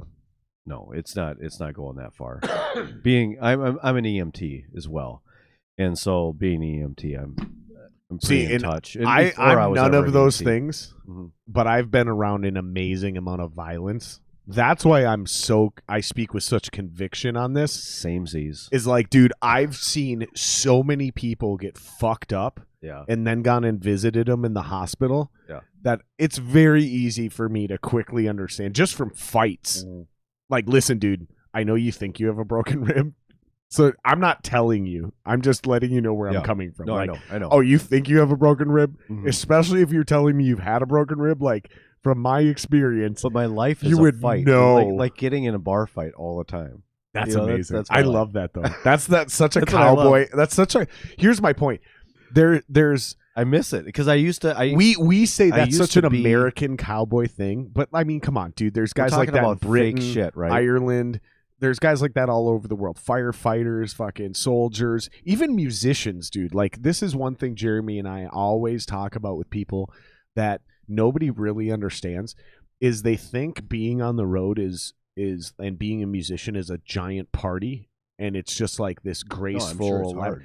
Even if you're sleeping in 5-star hotels every night, mm-hmm. it's a fucking grind. The wear and tear on your body is very much that of a football player, because even though you're not like smashing your head into a player running at 30 miles an hour, headbanging mm-hmm. is very similar. The wear and tear on your joints and limbs. If you're not big and don't have roadies and you're fucking carrying the equipment. Problem. Yep, the sleep cycles. And I've been a roadie. Yep, and the diet, the food, the poor consistency of nutrients and that's vitamins. Why for that third fire department, I prefer to drive a couple hours to go back home than to stay in hotels. I have the option to stay in hotels. They pay for it. I'd just rather not. and I actually miss out on money because of it. Try that. Let me know what you think of that. Dude, that's weird as fuck. I don't like sweet shit, but what is that? That's gonna give me. It's heartburn. a complete shift of gears. Modest Brewing Company out of Minneapolis. Well, I already don't like it. Fucking commies. Fucking. I bet you the third wave feminists. Milk sugar. Yeah, there's all kinds of crazy not milk shit. And sugar, but what's milk sugar? So milk sugar That's is too much processing, man. So here's what it is milk sugar is like basically non-fermentable lactose, and it adds that creamy texture when you drink it. Painkiller tiki sour with barley. There's nothing sour about this beer. No. Wheat, milk sugar, pineapple, orange, coconut. That's where I got my heartburn instantly. The coconut? Well, no, from the orange and pineapple. Brown sugar, coffee. I didn't taste it. Nutmeg. Of course, my taste buds are burned from this shit. This jalapeno. Would you get the Rona? That wasn't a dick, by the way. It's a testicle? That was a two testicles? Jalapeno. Oh, it's two jalapenos. Jalapeno. Oh, yeah. One. It's folded over. No, there's two. No, it's one. No, You're not right about everything, man. Looks like two. Looks like two. Put it in your mouth. Holy shit, that is one. It's a fucking huge That is jalapeno. one giant jalapeno. It's not even that big of a jalapeno, but the way it folds over, I don't know if you guys can see this in the camera, but it clearly looks like two in there. It's a huge jalapeno. Yeah, I don't think they can see it on the camera. How do you say it? It's one. I think I got it in a good angle. It's just one jalapeno you can see. But it looked like two. It looked like two testicles floating around in there. Or a dick. At first, it looked like a penis. Not going to lie. So, man, I'm so excited. I can't talk about anything, dude, but I have so much. What do you mean you can't talk about anything? The podcast. I have so many You can't things. talk about the podcast? Like future things coming. Why? Well, you couldn't talk about Shooter's Lube for some reason, and it's like, fuck it, why not?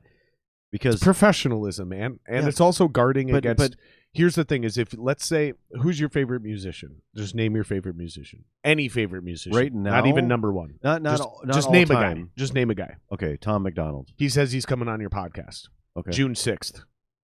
It's what, January what? I don't know. 21st. Doesn't matter. Sure. My advice, don't fucking tell anyone. Why? Because if you tell people... If it doesn't happen, fuck that guy. No, no. If it doesn't happen, there's only two I like things. saying that all the time, by the way. Fuck that guy. I know, right? That's one of my favorite things. But if it doesn't happen, there's only two possibilities. Either you look like an asshole who's just dropping names to try to get likes and subscribes and views and build fake hype. People should know that he didn't show up to your shit. He but said shit he happens. Was going to, and he didn't. But shit I happens, almost dude. didn't show up to this. I would have understood. You shouldn't have. And we would have been rescheduled. Like, fuck that guy. But you still have life happens, dude. Life happens because of the fire last night and the work today and everything. If I didn't get that nap in today, it wouldn't have been like It's funny you say that because I was 2 steps away from being like, oh, you had that crazy thing happen. Like, dude, if you don't want to do it tonight, we can just reschedule. No. But you already said you were on your way. I was looking forward to it. And I was like, honestly, if he wants to do this, I don't want to give him something that makes him think I don't want to. So I wasn't going to be like, hey, if you're not up to it, we can just reschedule. I didn't want to do that because I was like, he said he's on his way.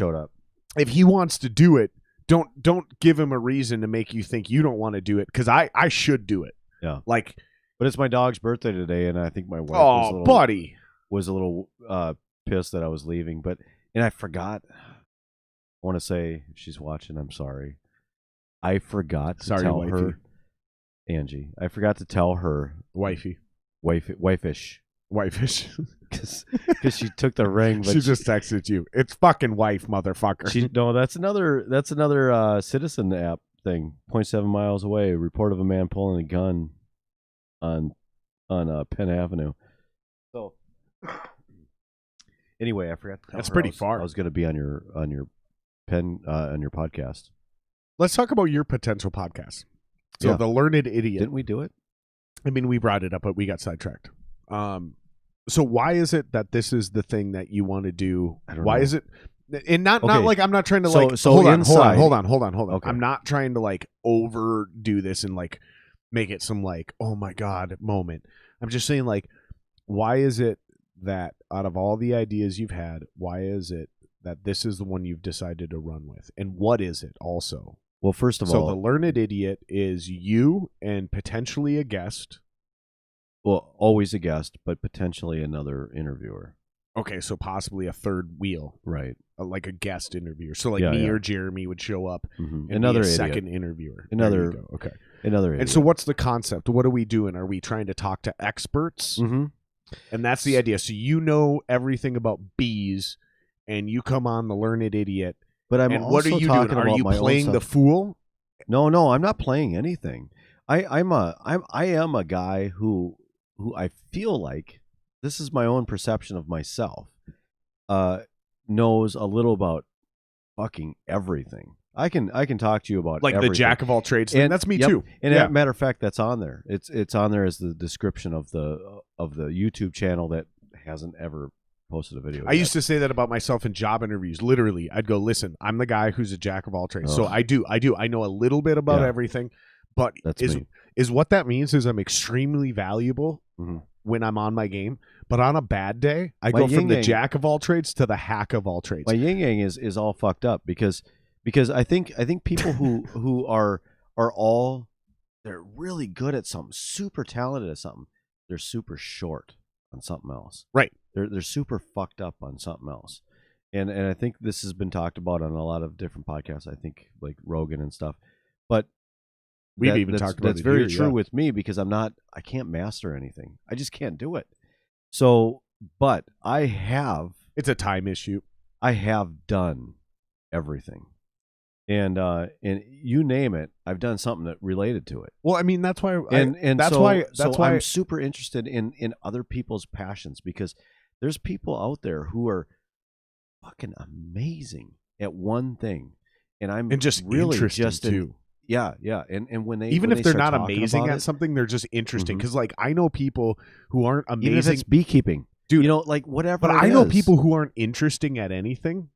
Or I'm sorry, let me rephrase that. I don't know. I know certain people. I'm sorry. I know certain people who aren't amazing at anything, Mhm. but they are really good at analyzing something else. right. Right? So they're good at breaking down X, Y, and Z. They're Mhm. not actually good at anything, but they're so fucking interesting because of their passion or expertise for this. Right. Like, dude, I know this dude named Nate who works on real cars. Nate, who? Just Why a can't we dude say who his used to name? live up the block. Okay. His last name's irrelevant. He used to live up the block, and I'm sure he doesn't want his name dropped on my podcast. Speaking of which, did you find Black and Boogie? No, and, not yet. And Dee Dee? Not yet. But Jeremy's like, Dee Dee, I know Dee Dee for a minute. oh yeah, I've been knowing DD for a minute. No, but Nate works on real cars, big time cars, like all of them. Like you could literally bring him a Tesla. You could bring him a 1954 Chevy. Doesn't matter, and he'll work on it in front of the Tesla house. doesn't like you bringing him a Tesla. Doesn't matter. Like the guy is going to work on every Right. car, and he's good at it. But what the most interesting thing about him is his obsession with model cars, where they build in small mechanics. So they build in just like a full size car. Mhm. They build gasoline fucking single stroke engines into them. Yeah. They have electronic ones with wires and unwired.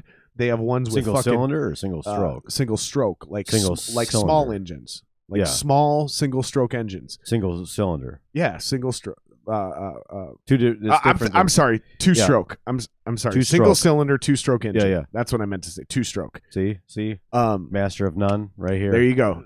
Yep. Nice call. I'm out, here by for the way. you. Thank you for keeping me on track. I didn't want a bunch of comments like, But "There's dude- no such thing as fucking." Yeah, There's always some asshole. and that's true. No, and you're right. I do that a lot too. I So I just was the misspeak. asshole. But they have electronic ones where they're wired, so Uh-huh. it's all battery. But they have hoopties. Let's kick Like ass. they build little stereo systems into Where is them. this guy now? He moved. He got out of the hood a couple years ago. Or no, not a couple years I ago. don't It was blame at the him. My beginning mom's of the leaving. lockdown. It was at the very beginning of the lockdown. He panicked and he was like, "That's it. I'm out." He went full conspiracy nut job, like the 5Gs coming for you. Is it nut job? I think there's some nut job to it. I think when you alter your life based on a paranoid conspiracy, especially, here's my point, especially if you claim to be a Christian and believe in God, and then your answer is to tuck tail and run to the wilderness. Dog, sorry, I'm reading Jeremy Blake's.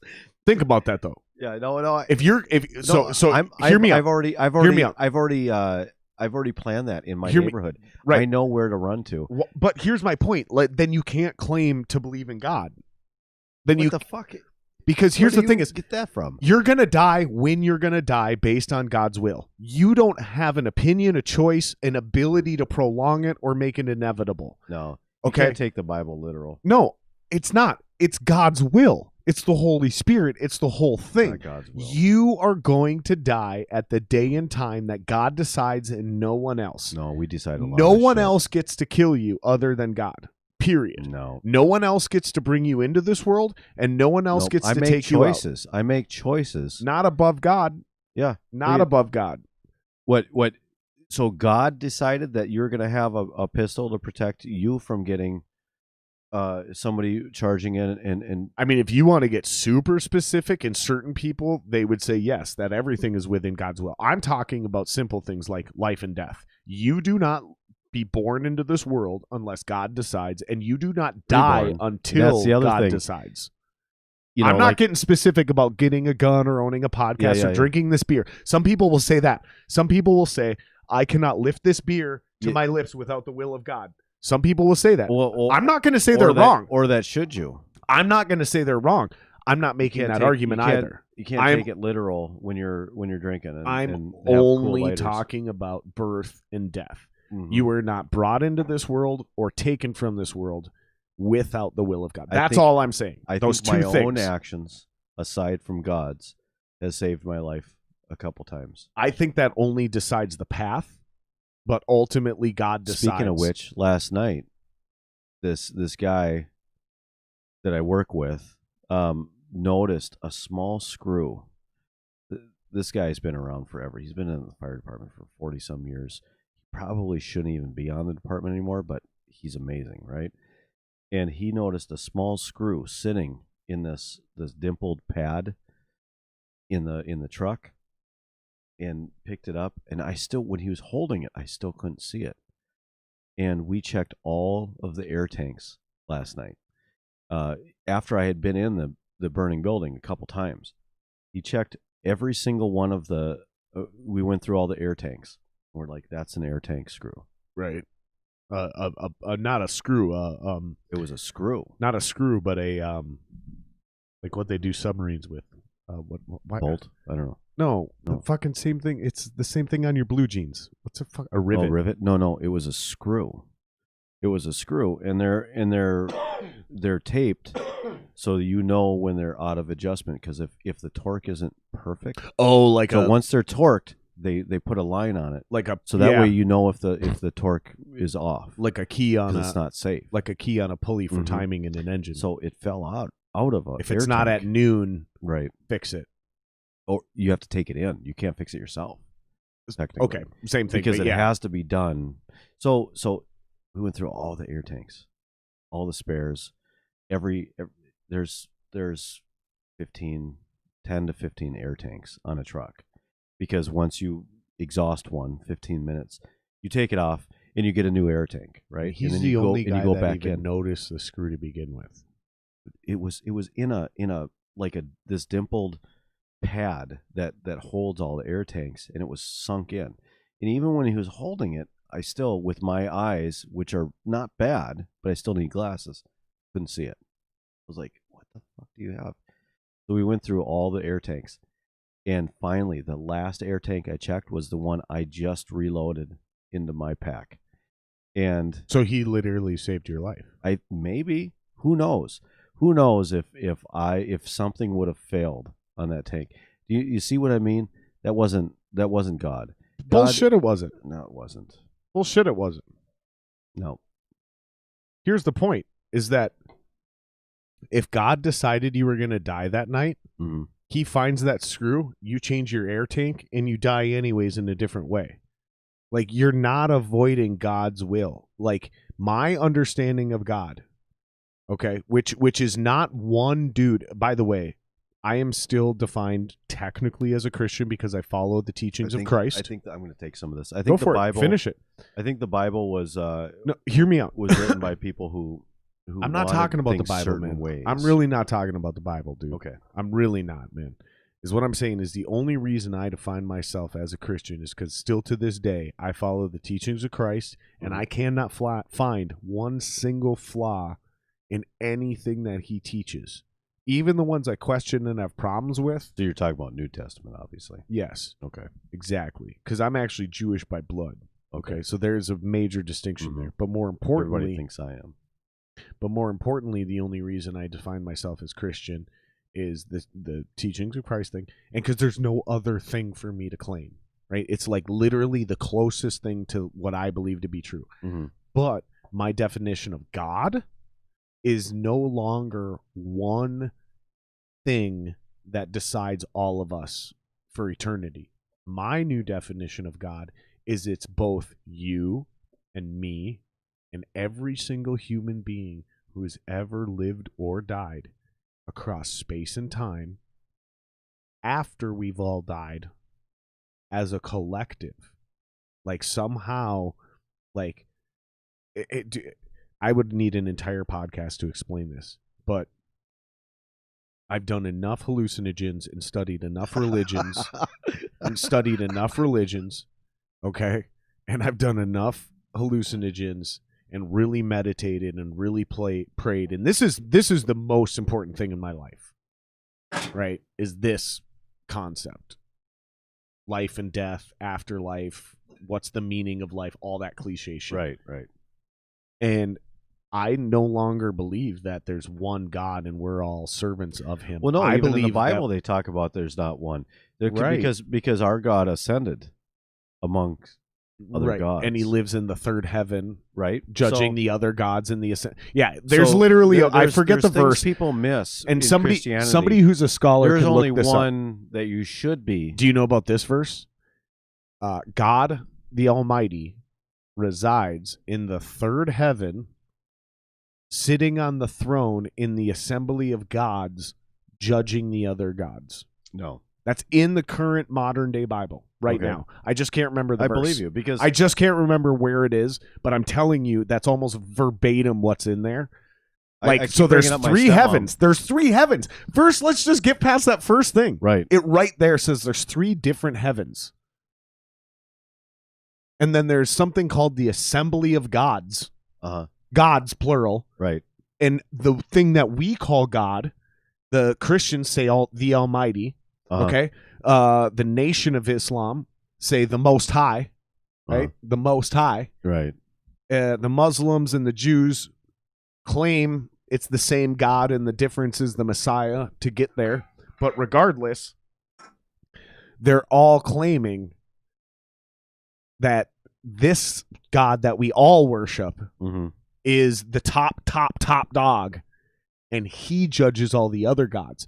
So what I hear are Roman gods, Greek gods, possible fallen angels that we've mistaken and worshipped as gods, false gods, idols, ourselves. So that's where Luciferian and that Satan worshiping shit comes in. Like when you start worshiping yourself, that's why Luciferianism, Satanism in its purest self is the most obvious disgusting act, because Buddhism, true Christianity at its core, ancient Judaism, Hinduism talk about not worshiping yourself and not even valuing yourself and finding enlightenment through suffering personally, detaching yourself from worldly values and attachments, and giving and serving others. Satanism is the exact opposite of that. It talks about worshiping yourself as a god. It talks about like indulging yourself and making yourself happy, much like also Hinduism, which is talking about like you get to create your own versions of good and evil. Like, motherfucker, no, you don't. Like, get the fuck out of here with that bullshit, dude. Like, you don't create your own versions of good and evil. You know what good and evil is. And the only difference is you either justify or rationalize those things. Like, if you raped a kid, you know it's evil. Are we going there? I'm just saying, man. By the way, Jeremy said, isn't this the plot of Final Destination? There basically. You go. There you go. Yeah, you're not. That's basically what I believe is like, you're not avoiding death. No, you can try to prolong it. You can try to do anything you want along the way, but you're going to die when you die. How long do you think you spent on that? I don't know. 10 minutes. So that's a solid clip. That's a solid clip. Like it and subscribe, nerds. Suck it. Or, hey, how did that turn out with the unsubscribe thing? Or not unsubscribe. I did not lose a single subscriber nor get any dislikes. No one fell for it. No one fell for it. I got like one. Dislike this shit. I think I got one or two dislikes, but don't play the game. I have 2 trolls. Hey, Jeremy, dislike. Amanda, dislike. Tony, if you're on. Yeah, Tony's got a family. I get 1 or 2 dislikes on every video.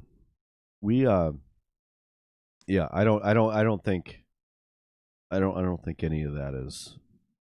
I think that's too much. Oh, and speaking of, since I said it, I think there's tons of fake about Jeremy. Since I said that earlier, I need to clear that up. There's also a ton of fake shit about me and everyone else. He's not going to take that bad, like, because he knows what you meant. He knows that you meant, talking about trying to be. This is the same guy who got mad at me for saying, "Well, you're not really alone." Like, no, he doesn't always know what I mean, and he gets super mad at me when he doesn't know what I mean. That's why I'm never allowed to communicate online. Everybody does this. If I do it face to face or on this podcast, everything's fine. If I say it in text online, everything's taken the wrong way. Nope, I get it. That's exactly why I don't do any more shit online. Somebody needs to I need a social media manager that literally approves every post or rewords every post. Media, then. It needs to be you. You can't make everybody. I don't work well in text. I do not come across well in text. None of us do. Look at it. Doesn't matter whether you're right or left. Actually, the podcast has helped tremendously with that. Like, there's certain things I've said online lately where it's immediately moved to private message, and either me or the other person is brought up. Like, clearly, I've said this to somebody. Clearly, you watch my podcast because I'm not being hateful in what I just said to you. Yeah. And I've had other people say similar things like, dude, honestly, like, if I hadn't been watching your podcast recently and heard you say things, like, I actually heard you say this, but if 3 months ago you would have sent me this message, right, I'd have taken it completely a different way, read it in a different tone, and shit would have went toxic. Mm-hmm. So, like, the podcast has actually helped dramatically with that. It's gotten rid of, like, when I go after you online and I'm giving you shit and fucking with you. So it makes way more sense now to people who see me do it to my guests on my podcast. And if my guest is laughing and having fun with me going after him and making fun of him, then you can't be offended as the viewer. And so people are starting to get that vibe. Like, when I go after you and make fun of you, it's not actually to make you uncomfortable or to embarrass you or to humiliate you. It's because what you just said is hilarious and it doesn't make any fucking sense to me. Like, you're a Freemason, but not a Satan worshiper. Let's go back to the beginning, buddy. I'm just kidding. I'm just fucking around. Hey, I'll talk about that all day long. But that's the fun of doing these podcasts, dude, is they're wide open, dude. We're just having fun. And it gets to show our humanity. So we're not just a person with an avatar and a bunch of cold words on a texted screen. We're human beings. Yeah. And that's why I don't do interviews. That's why I like doing these conversations. No, you're interviewing. I mean, it's a conversation, bro. I ask questions and then we talk about them. I don't ask questions and then move on to the next one. Mm-hmm. It's not an interview. It's really not. I have inquisitive conversations. That's what I have. Because I'm interested in people. I'm interested in you. I'm interested in Jeremy. I'm interested in my friends. I'm interested in people I'm a fan of. So going back to your previous question, who should you? It's not who should you. It's how should you interview. Yeah. Just make sure you interview people you're interested in interviewing. Well, never, ever interview somebody because you think it'll get you a lot of views. Nope. That's what I'm getting at. Does that make sense? Yep, it does make sense. And I appreciate you saying that because I don't plan on interviewing people. I don't necessarily plan on interviewing people that I'm completely interested in, but I can still bring the conversation elsewhere. So, me being naive about a lot of topics, I can still engage, and I can still pull out all the passion, even if they're what not, do you want to do? even if they're not bringing out the passion in what they're talking about. I can bring it out. I can bring it out with questions of me being naive about that subject, and I don't want it to be like people are talking to you about, well, you were in a band, you're a musician, and all that kind of stuff. You need to interview musicians. Well, you can have, look at you. Sure. I'm the furthest fucking thing from a musician. And you can have a good conversation sitting here talking to a non-musician, and that's what I want to do. And then I also want to kind of make super clips as well. What type of, like you said, experts? Mm-hmm. So I think you already answered this question. We're talking about self-proclaimed. We're not talking about, they don't need to actually be legitimate experts. Yeah. So I would just say figure out, because you said you think you want to Passion. keep the top end of your full end deal at an hour. No, well, I just that's a goal, and then break it down into clips. Goals are meant to be broken. Here's the point: is a lot of people go, man, I just, like, even my little brother was just saying this. He's like, dude, do you have any idea how impressive it is? And my little brother never compliments anything I'm doing at all. Right. Everything I send and this is why I love that little fuck. Everything I send him, he shits on it. And I'm like, thank you. Well, that's his job. Thank you, JP, because I don't want him to be like, it's awesome, dude. Thank you. So, like, great. This is great, because that's just little brother worship, right? That's your friends' jobs, but not your siblings. I want my little brother to give me his generation's opinion. You see what I'm saying? He's 20 years old. He's 15, 16, 17 years younger than me. I shit on all the great things my little brother does. I love that guy more than I'll love any other human. And I shit on everything he does. You see what I'm saying, though, right? My job, and he takes it. He understands where it's coming from too. But if your little brother loved everything you did, it wouldn't be. It's little brother worship. Yeah. But if your little brother shit on everything you did, he's actually my bigger brother. Matter of fact, I talked about my ribs being broken one time. He broke my ribs. He broke the first rib because one day. You hear that, Jack? You hear that, Jack? He was bigger than me. One day, he's 12 years younger than me, but one day he was bigger than me, and he wasn't gonna fucking take that shit anymore. Yeah, my little brother's fatter than me. And you know what a suplex is, right? My little brother weighs. He suplexed me onto a counter and broke my ribs. My little brother is about 3-4 inches shorter than me, but weighs dramatically more than me. Yeah. Dramatically? So what are you saying? Is that your nice way of saying he's fat? Yes. Did you actually I say said that? fatter. Did you say he's a I fat said fucker? fatter. I said my little brother is fatter than me. I said he's fatter than me. I said he's fatter than me. Like, don't try to sneak that in there like I didn't up front and say it. My little brother's fatter than me. Way fatter than me. Like, robust. Like, he could be junior college O-lineman robust. You know what I mean? Like, he's 5'9", 240. like Oh, we have more reports. Where's that one? Guns. Where's that one? This is 34th and Penn. Oh, that's why. That's way down the road. That's gun. way down there. No one gives a fuck about down in Penn. 0.7 miles. That's a long way down here. Yeah. Okay. Down here, that's a long way away. That's that's at least one gang neighborhood away. On the way here, because where I live, 0.7 miles is like I have your expired backyard. tags, right? And so I worry about that where I live, because there's only 2 streets or 2 roads that go north and south, right? And there's one road that goes east and west. So you're bottlenecked to go past police all the time. No, here you're on a fucking grid. But here there's people who are drifting around with no blinkers. They're cutting people off. Yeah. They're throwing shit out no the one window. gets pulled over. No one fucking cares. It's chaos down here. It's the Wild West, dude. It is. It's actually, I forgot about that because it's been a while. It really, honestly, here's the thing: is I try to tell people, when you come to my house, your vehicle, you're fine. Mhm. It's safe. Mm-hmm. Like we've had. Well, it sucks because I just realized that I want to go out and get it. My jacket has a badge on it, and it might be mistaken as like police. It doesn't matter. Here's the point. This is what I'm trying to explain to my guests. When you show up on this block, especially as a white dude, Oh, I know. You've told me this. Yeah, they watch you walk down the block, Mhm. and as soon as they see you come onto my property, they go, "Oh, he's cool. He's Yeah. going to Jared's. Make sure nobody fucks with That's his where we vehicle got on into top the of that." conversation about Black, Boogie, Dee. Yeah. You know, because it was the same thing. My little brother and I lived on 33rd and Morgan, just a couple blocks away, and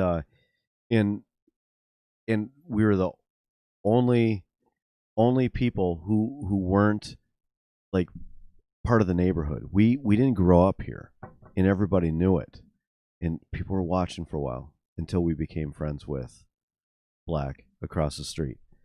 And I'm telling you, just so people understand, Black was his literal nickname. yeah, it's That the only name I everyone know. referred to him as. Everyone, including other, I think it was Daryl or something, but including other black people. no. And it has nothing to do with race because he could have been white, could have been Hispanic, but his name was Black. And I got to tell you, outside of my own family, I don't know that I've trusted somebody more than Black and Boogie, who were not on the level type people, but the truest neighbors I've ever had. Yeah. And it was amazing. It was a fun, and it was a blast, and it was kind of the same thing, where you know we were protected. Dude, is what I'm trying to explain to people is when you live in the hood, you start understanding. If you're a real person, yeah, you're protected. And you start understanding that the neighbors across the street and next door, if you've lived in the suburbs, but not in like the rich suburbs, Mhm. but like poor suburbs, like normal human being suburbs, Yeah. I can literally, if I got to know you and your neighbors enough, Mhm. I could bring you back to my neighborhood and be like, that's your neighbor Daryl. That's the fucking the neighbor's wife, Betty. That's James from down the road. That's your other neighbor, Carl. Like all those white dudes, you know, these are those how people. I grew up. You had to know everybody. But it's the same in the personalities hood. is what I'm talking about. There's only Yeah. so many personalities Mhm. in this world. Right. And it's the same thing down here. Yeah. Like it really is. Even the gangbangers, like most of these gangbangers are just the same fucking sleazebags from the suburbs fucking around, having a hard time at life, had a bad fucking situation growing Right. up, and they're good people. Like you would trust them with your kids. Yeah. But yeah, they got a fucking Yeah, it's felony. been They have an everywhere I've lived. illegal gun in the I've lived bedroom. on Air Force bases, Army bases. Yeah, I've man. lived in hoods. I've lived like everywhere. I have People lived are people, in dude. and way out in rural South Dakota. I've lived everywhere. People are people. And really, the neighbor and Angie calls it friend raping because I force neighbors into. I know that doesn't sound like a good term. It does though. I know exactly what you mean. But though. I force neighbors who don't really want to be friends with any of the neighbors. I force them into being social with me, and I want to get to know them, and I want them to trust me, and I want them to watch my back. You know what I mean? Absolutely, So, 100%. do you not eat cheese? Are you lactose intolerant? No, or I what? ate half of it. Oh, I'm gonna save it okay. You save it for what? Can you save? for the next hour. I mean, we're not gonna go much longer, but I'm gonna be up for at least 2-3 more hours, and that's my munchie. Nice. I think I might have eaten your portion of. I didn't have a. I skipped quite a few meals in the last couple of days. Yeah, so, you mentioned that earlier. So We talked about that. I'm sorry about that. I think I Don't- might dude, have eaten your I'm portion not sweating of, it, bro. of stuff. I'm not sweating it. I eat before you guys get here usually, or at least eat a lunch or something. Like I'm always fine, dude. And then my biggest thing is eating before bed. It's one of my biggest deals. Like I have a hard time going to sleep unless I've eaten recently. And yeah, I that's know a bad habit. they for say that. You, they say but that. for me, that's a bad habit. They especially say that. almost approaching 50, and smoker, and now fucking an extra 70 pounds on top of legs that were built for a 130-pound person. I don't know. There's something about me though. Like I think I grew up poor enough where I went to bed hungry so often as a kid that I have a hard time going to bed hungry now. Yeah. So like I see that. I just have to even like sometimes eat a little munchies. That's been Like sometimes it's literally nothing more I than didn't a have tiny munchies little available Hershey's little fucking square bar Yeah. snack. Just a little fucking bite There were of chocolate scheduled before meals. bed. There were no munchies. Yeah, There were even when you I was didn't at have a boarding Hershey's. school. Even when I was at boarding school, it was the same thing. Exactly. There was What three boarding square. school did you go to? Peniel Christian School in Wisconsin, in How bad did that Menominee, fuck you up? Wisconsin. Lot. Yeah. It fucked me up, and it also saved my life. Did it fuck things up between you and your parents though? 100%. Yeah. 100%. It really fucked that relationship up a lot. Yeah. Still to this day, it still affects. I don't know it. that I've ever heard different. Yeah. I felt like she it, abandoned me. I guess felt like that she would got rid of work. me when she got too tough. That would work for parents who are already not there, I guess, and give some structure to. I mean, don't get me wrong. I'm over it now, but Right. like, well, why I don't wouldn't know. you be, right? Like, because you wouldn't be an adult if you couldn't. get right, over but that shit, like, it would also be irresponsible to not acknowledge it. right. I've thought about that. I've thought about how that probably is good for a very small percentage of people. It did as much good as it did Because you harm, probably though. have friends who had absolutely nothing other than that boarding school in their life. I felt like I was living two lives. That was military for me, by the way. I felt like I was living two lives. Like one of them was going down a bad path and one of them was going down a good path. And then I went to fucking boarding school and then I still had two lives. And one of them is now going down a good path and one of them is now going down a bad path. There you go. Like nothing that's- changed. That's It just sort of altered that the fake two ass shit that dualities. you're talking about. So that is a good explanation of that fake shit that you're talking about. It's not really fake. You just have to. There's part of your life that you have to go this certain way, and you have to look a certain way, and you have to say certain things. It doesn't mean you're fake. It just means that this is the way. It's almost manipulative, actually. That's a good way of putting it. There's certain things you have to do and say and look the part. And it doesn't mean you're fake. It's just your way in to this path that's going to make you, put a little money in your account. It's going to pay your mortgage, things like that. And going back to Jeremy, because I know he doesn't mind me talking about this. No, this is perfect. Plus, he's because- in the chat. I mean, he's not putting any recent things in there, but wasn't- I got to take a leak anyways. Oh, So, if you guys got any questions, we're gonna do a piss break right now. You're currently talking. Finish your thing. You Yeah, said going back to Jerry. that's I'm it. gonna piss first, I said everything. Go piss in your weird little sink back there. or and you then, can piss, and I'll keep going. Who's gonna go first? No, you go. You go. All right. I can't actually. You got something you can rant about? Yeah, I've got something I can rant about. But has been doing boogie for years. What does it say? It's too bad that this doesn't get bigger. I think I can do this thing though that my buddy was telling me about. It's like Shift he's- Plus or something. People, can you read that? Oh, look at that. My buddy just told me about this the Jeremy, other night. he told you the other day that Yeah, you no, can't make that shit bigger. but- he was lying. No, don't. He's I- going to try saying that. I he just wasn't learned that. lying. I did just He was learn this lying. from Dalton the other night, right before the podcast. I was like, dude, Who's I know Dalton? there's a way to zoom this in. He was just on my podcast. You just tabbed, right? Um, Tab. no, it's Shift and then the plus it's sign. Apple, isn't it? Yeah. So anyways, long story short is Dalton's my guitar player. To answer your question, Dalton's my guitar player. He was the most recent guest on the podcast. And he's a Mac user. And I was trying to record the read while he was sitting here. Remember when you were here for New Year's and I had to do the ad copy read? He was sitting here and I was like, dude, it's too far away because I already had it set up. And I was like, I know I can zoom in. How do I do this? And he showed me. So now I can do it. You go pee. All right. So, we're going to jump into the comments. We're doing piss breaks here. So someday these are going to be Patreon only, by the way. So if you guys are balling out of control, Jeremy Blake. If you're making good money at like a real job, you guys should sign up for my Patreon and help support the podcast financially.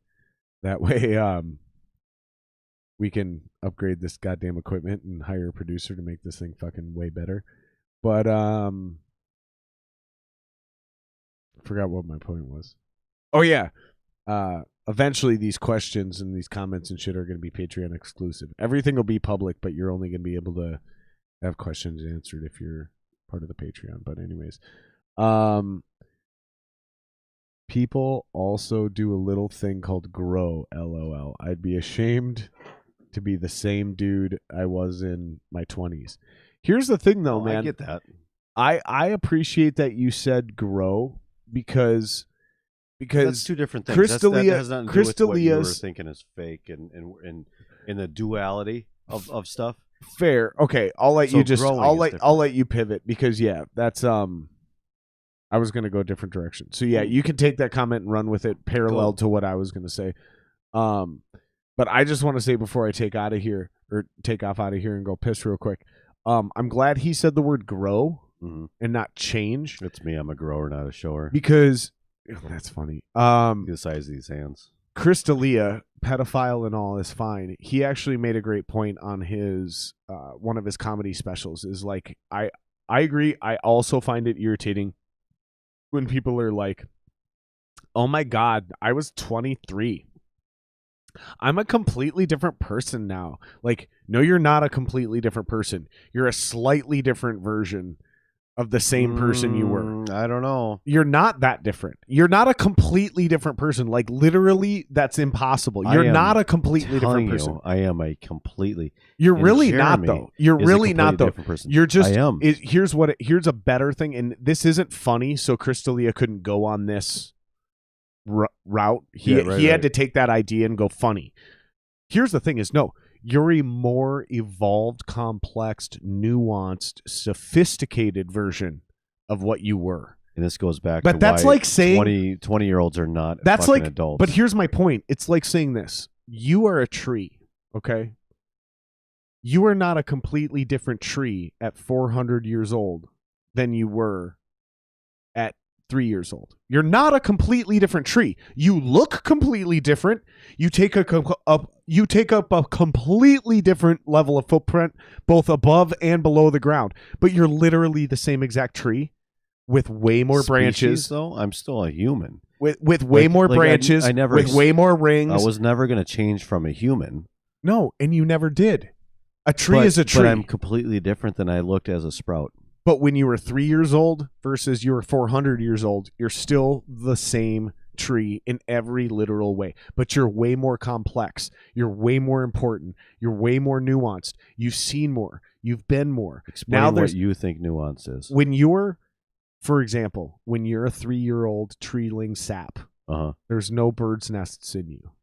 But by the time you're 400 years old, lightning might have struck you. You've had hundreds of thousands of birds and squirrels shitting on you and giving birth and living and dying. If you're in the right part of the world, you've had bears crawl up you, leopards, fucking humans. I'm getting horny now. Like, do you see what I'm saying? Yeah. But you're not a completely different tree. You're literally the same fucking tree. But the point is, what Jeremy said, you grew. Right. You evolved. Right. Like, you're more. Go back to Kavanaugh. You're more. And that's the point. You're not and I'm just saying, like Chris D'Elia took that idea and he ran funny. I don't know who that is. He honestly, I'm fucked up about him, man. Like he was a really funny comedian, but like CK. Even when he was funny, Louis CK. No, because fucked up about him. No, because Louis CK is just a pervert with a fetish, but. Yeah, but he told Chris them what it D'Elia, was. But Chris D'Elia always had this like weird, awkward arrogance and like thing I didn't like about him. There was something but I couldn't deny he was funny. Like, I'd watch his specials, I'd watch his stand-up, and I'd be like, this guy's fucking funny. Like, I can't argue with this. He's hilarious. But then when he's on his podcast, and he was a guest on other people's podcasts. He was just so arrogant and kind of condescending and disgusting. I just never really liked him. But it was hard for me because I couldn't deny how funny he was. And then he got Me Too'd for sending dick pics to like underage girls and soliciting nudes from like underage girls, like 15, 16-year-old girls and shit. And that's kind of where I draw my line. You know what I mean? It doesn't really matter how much of a fan I am of you. Like, when you're a rich and powerful rock star and you're going after underage girls, like, it's a fetish for you. It's not just like you're getting hit on. Don't dump that. Don't dump that. I'll dump it. It's not hot. I gotta go piss anyways. I'm a firefighter. I know, but I dump them in a different spot because that's a recycling only bag. Oh, okay. Plus, you got a full smoke right here. No, that fell on the floor. Remember me with my well, then leave it stuff? here because one of these nights I'll get drunk. Kind of. I'm gonna go dump this. But no, so to wrap up my thing is Chris D'Elia made a great point, tying into what Jeremy said about growing. And at the end of the day, different thing he's with a disgusting, he's a disgusting fuck. So I'm very conflicted when I have to reference guys like that making a great point. Rape of any sort is that's not even. And it wasn't rape. Same. It wasn't rape, but I'm sorry. Is. When you're a rich rock star and you're soliciting, and you're manipulating. Yeah. Because rape is rape, dude. Yeah. Like, rape is rape. I'm not willing to start adding things to what the definition of rape is. Rape is rape. But when you're soliciting nudes from underage girls and sending dick pics to underage girls, which is like, manipulation of underage girls, and yeah. But my point is it's category. A fetish at that point. Put them under the because you can get any girl. You can get any girl you want.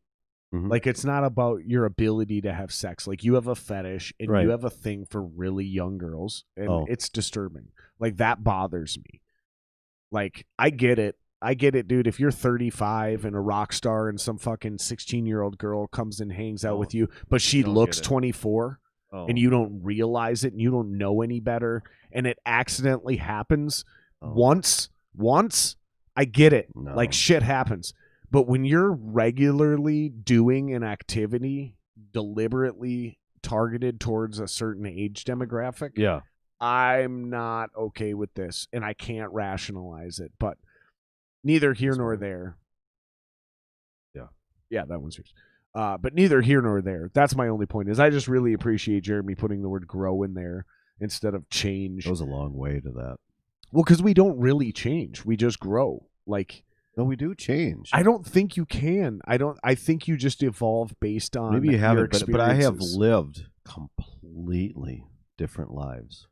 The life I live right now is nothing compared to the life I lived, I would say, less than 20 years ago. Me too. I could agree with that 100%. But me, the person, different. Person is evolved and grown more complex. That I went to the Air Force with changed. Found me recently on social media, and they're like, "Dude, really? You're doing this and you're doing that?" I would have never guessed.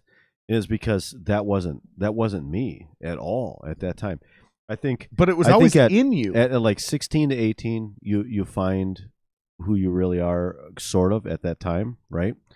And you become a certain person, and people know you a certain way, right? And it's and then around 30 to 35, boom, lightning strikes a bunch of people. Jeremy said, "I'll only do Patreon if it comes with full frontal male nudity." From who? From who? Me. He's talking about my Patreon. Okay, because I'll tell you what. You join my Patreon. Join my Patreon. I will do a special request. He has photos. If you join my me. Patreon, I will make you a deal right now. Wait. If you join a Patreon. My Patreon, if you join it at the top level, I think it's the $9 or no, it's $6. It's on sale right now. I put a promo out there for the short time being until I decide further. It's $6.99. No, it's $6.90. If you join that level of Patreon, once you've been a Patreon for a certain amount of time, I will put it in the description. You will get by request. What is your Patreon? It's I've never even looked up a Patreon. Just go to patreon.com/Jared Singer Live. Jared Singer Live. Yeah, like that's the URL. Jared. A-R-E-D. I knew it was different.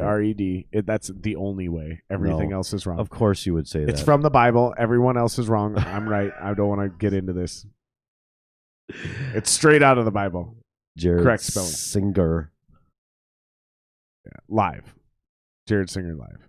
Wow. If you're just doing the I'm like just searching you on that's your on Patreon. Yeah, that's harder. It's easier if you just go just go at the top. Go to that top bar way up there. Yeah. It's easier if you just go Jared or patreon.com/Jared Singer Live. Okay. Because I wanna help your Patreon.com. But if you join that top tier /Jared Singer Live. Yeah. And if you join that top tier, I will put it in the description tomorrow on Friday. If you're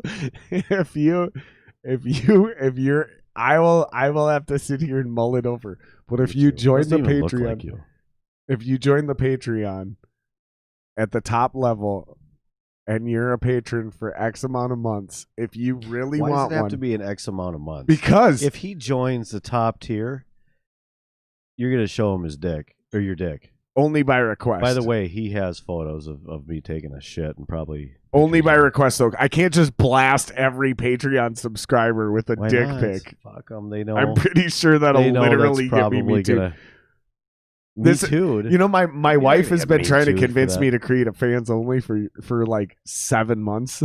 Shut up, really? She's like, I'm telling you, babe, fans only. Hey, come down and explain this. I want to hear about fans only. My wife is laughing her ass off upstairs right now. She might actually be watching this. You think she can hear me? No, she might be watching this on her phone. I want to hear it. I want to know.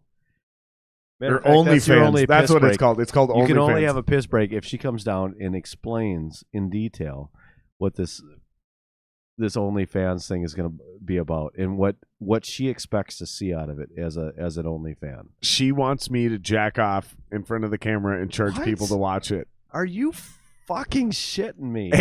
And here's the thing is, she will not come down here. Who logs in to see a dude do that? Gay dudes. Oh, so that's it. I don't know. She expects. I don't know. Maybe chicks like her. No, I don't know. No, she's the one convincing me to do it. She is not going. I'm not going to do it. But she really wants me to do it. Does she pay for any other OnlyFans like to see? No. So what makes her think that other women are going to log in or pay? That answer's simple. It's my dick. No, it doesn't matter because women can get dick. So she may be happy with yours, but women, like if they're not happy with one, there's another one in line. I don't think you understand how hard it is to be certain women. Oh, I'm telling you. Like certain women, available. Like all women can get some dick. No, all women. No. But not all women can get the dick they want. Yes, they can. Not all women. They can't keep the man, but they can get the dick. Not all women. Yes, they can. Yes, they can. Night Jeremy can tell you. All right. That's my cue. I'm going to take a piss break. JP, you can take over. We zoomed in on the comments. All right. Let's see. Wait. You weren't supposed to take a break until Kate comes down. That's not happening. That was my other point. Is she'll never come on the podcast. She's adamant. Why do you think she delivered my lighter from this angle? You won't be on camera. Think about the angles. Give you a microphone. Think about the angle she delivered my lighter from. I know. She knows how to avoid the cameras. I promise I won't put you on camera. I just want to hear from your mouth exactly what Don't you you talk about my wife's mouth like that. You fucking disgusting piece of shit. Who the fuck are you to talk about my wife's mouth right? like that? Yeah, I get it. I get it. Jump into comments. I'm going to take a piss break. Hurry up. And yeah. All right. Back in a minute. Go. All right. So if you didn't know, we're pissing in a sink. It's a basin where the washer drains into, and he flushes it. I can see his piss face right now. Anyway, thought it was proven. So Jeremy Blake, I thought it was proven that was false. Full screen shots or something. I don't know what you're talking about, I guess. But I do have some questions, and I'm going to ask him while he's peeing.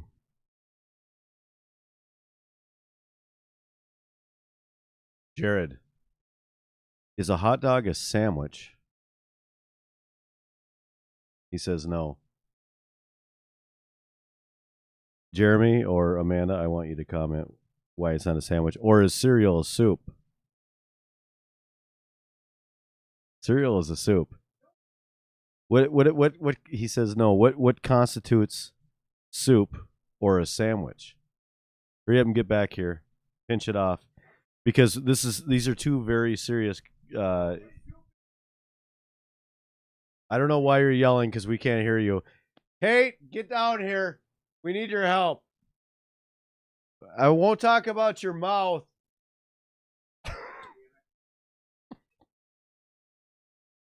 But cereal is a soup. Cereal is not soup, and I'll tell you fucking why. It's very obvious and meat simple. Between a sandwich No. is a hot dog. No. Between two pieces of bread. A cereal is not soup, and I'll tell you why. Because a soup is, it's like a science version of the explanation. Like, what did they used to call this? Like solutions and compounds and shit, right? Yeah. Like, a soup is when multiple ingredients together don't bind, but create a new thing. Whereas a stew is multiple ingredients that bind together to make a new thing. Whereas a cereal is just two fucking ingredients put in the same bowl together and eaten at the same. They don't. Yeah, because the sugars from whatever you put in there. No, it's not the same, and they're not cooked. It's not milk anymore. They're not cooked though. There's no heat. There's no heat applied. Does it say that soup has to be cooked? Where does it say that? All soups are cooked. Bible. Even cold soups like clam chowder and shit that are some clam chowders and things that are served cold, they were still cooked to begin with. I don't think so. Can't be a soup unless it's cooked. Let me look up soups that are not cooked. There's got to be something. It's probably going to be a Midwest thing, a Norwegian thing too, because they have the weirdest not a fucking shit. chance. Like nope. lutefisk and whatever. I don't care. I'll fight to the death on this one. Jack of all trades. See, told you. My snack's coming in right now. Nice. No cooked soups. They're not real soups. They're bullshit. Easy gazpacho. Aglio bianco. Aglio. It's probably aglio bianco. Watermelon gazpacho with Caribbean chili crema. Those are soups that are not cooked. Yeah, not cereal. No cook binder tomato soup. Cereals aren't soups. I'm not buying it. But they combine because it's not milk anymore. It's a completely new thing. Especially if you're using like Cocoa Pebbles or whatever. It is not the same thing. It's a completely new thing. You can't separate it. You can't sift it back out. No, but the taste is no different. What? The taste is no different. So you're just taking... You take milk. You're just diluting two things into one. Like if you left it long enough, it would just turn into a goo. Right. Right? Which is soup. No, because when you cook a soup or a stew... You're breaking down proteins and but the noodles don't not become noodle. The noodles don't become something other than noodles. The corn and the chicken don't become something other than chicken. Well, it depends on how small you get. You go down to very micron levels, you still have the bread or the wheat, whatever made the cereal or it's rice cereal. I'm not buying is it, still dude. there. I'm not buying soup. it. Not buying it. Soup, cereal. Easy gazpacho is. Easy If- gazpacho. Gazpacho it's either Polish or German. I've had Sounds gazpacho right. before. Is that Jewish? No, it's German, right? All the same. Or Ukrainian? Fuck, I don't even know. It's It all Eastern blends European. together. It's American now. Gazpacho's Eastern steal European, everything. whatever the fuck it is. All right, so But a hot dog. how is much a longer do you sandwich. want to go, dude? I don't know. I think I'm not in a rush, I'm not either. But but do I'll have tell you what. to I did say be a parent. I did tomorrow. say let's try to go 2 to 2.5 hours. Guess Mhm. how long we've been gone? 2 hours 15 minutes. 2.5 hours. We've been live for 2.5 Nice. hours. See, it's easy. Yeah, it is. It's super easy. I told you, dude. I had another question for you. Hold on, let me see if I have it on my cheat sheet. Sort of. Not really. No. Nope. It's if we had any lulls, I just have some vague questions. Okay. Like So did I. it's super like vague. What is it? Look at it. It's I just can't like read it. it's I just don't the have classic glasses. where, when, what, why, how, we, Yeah. that kind of dumb shit,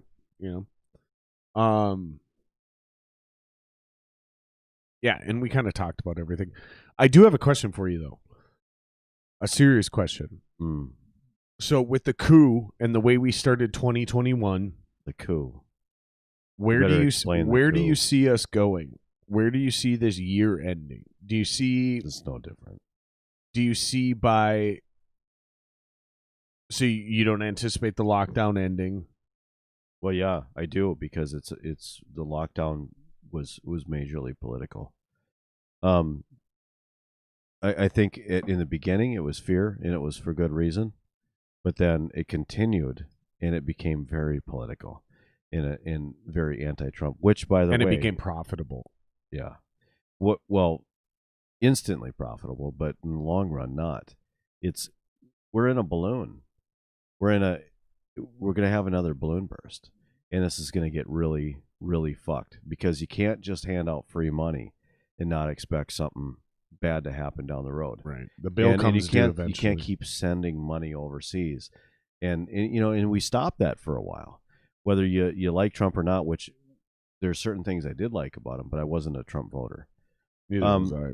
And but I also wasn't a Hillary voter. Me neither. I voted for Gary Johnson the first time, and I Mhm. voted for Jill Jorgensen the second time. So I'm just saying,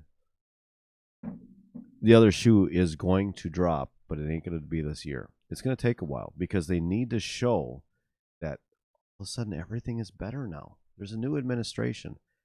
There's things to celebrate. The first black VP, and we also need to keep Biden alive, because Wait a minute. because he's Wait a not minute. right. Wait a minute. Wait a minute. Wait a minute. Wait a minute. Why are we celebrating the first black VP when we already had a black president? That's what I agree with you. But I'm just saying, it's already out there, right? They're already making a big deal about it. And the thing is it's got to look good for a while. And you can do that. We have the ability to make it look great for a while. But things are going to fucking tank again, like they did a few years back. Not a few, more than a few years back. And we're going to blame it on the next person. Every administration, we decide, that didn't work. We need a different one. So And we'll just 2024, go to the other side. So 2024, J.P. Armstrong is the next president. Okay. Weird. What are your first 100 Weird. days? What are your first 100 days focused on? What are the most important things you love immediately patriotism. do? I love patriotism. I've always loved American flag shit and America First type stuff, and that is exactly why that fucking moron Trump won, because he was the doll of the left, until one day he was like, hey, they need me right here in this spot.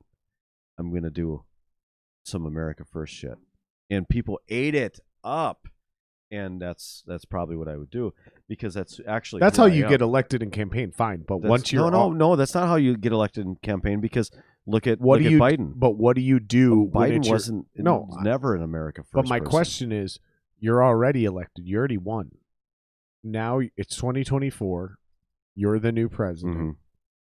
What do you do in your first 100 days? What are the most important moves you're making to make everything better? America first.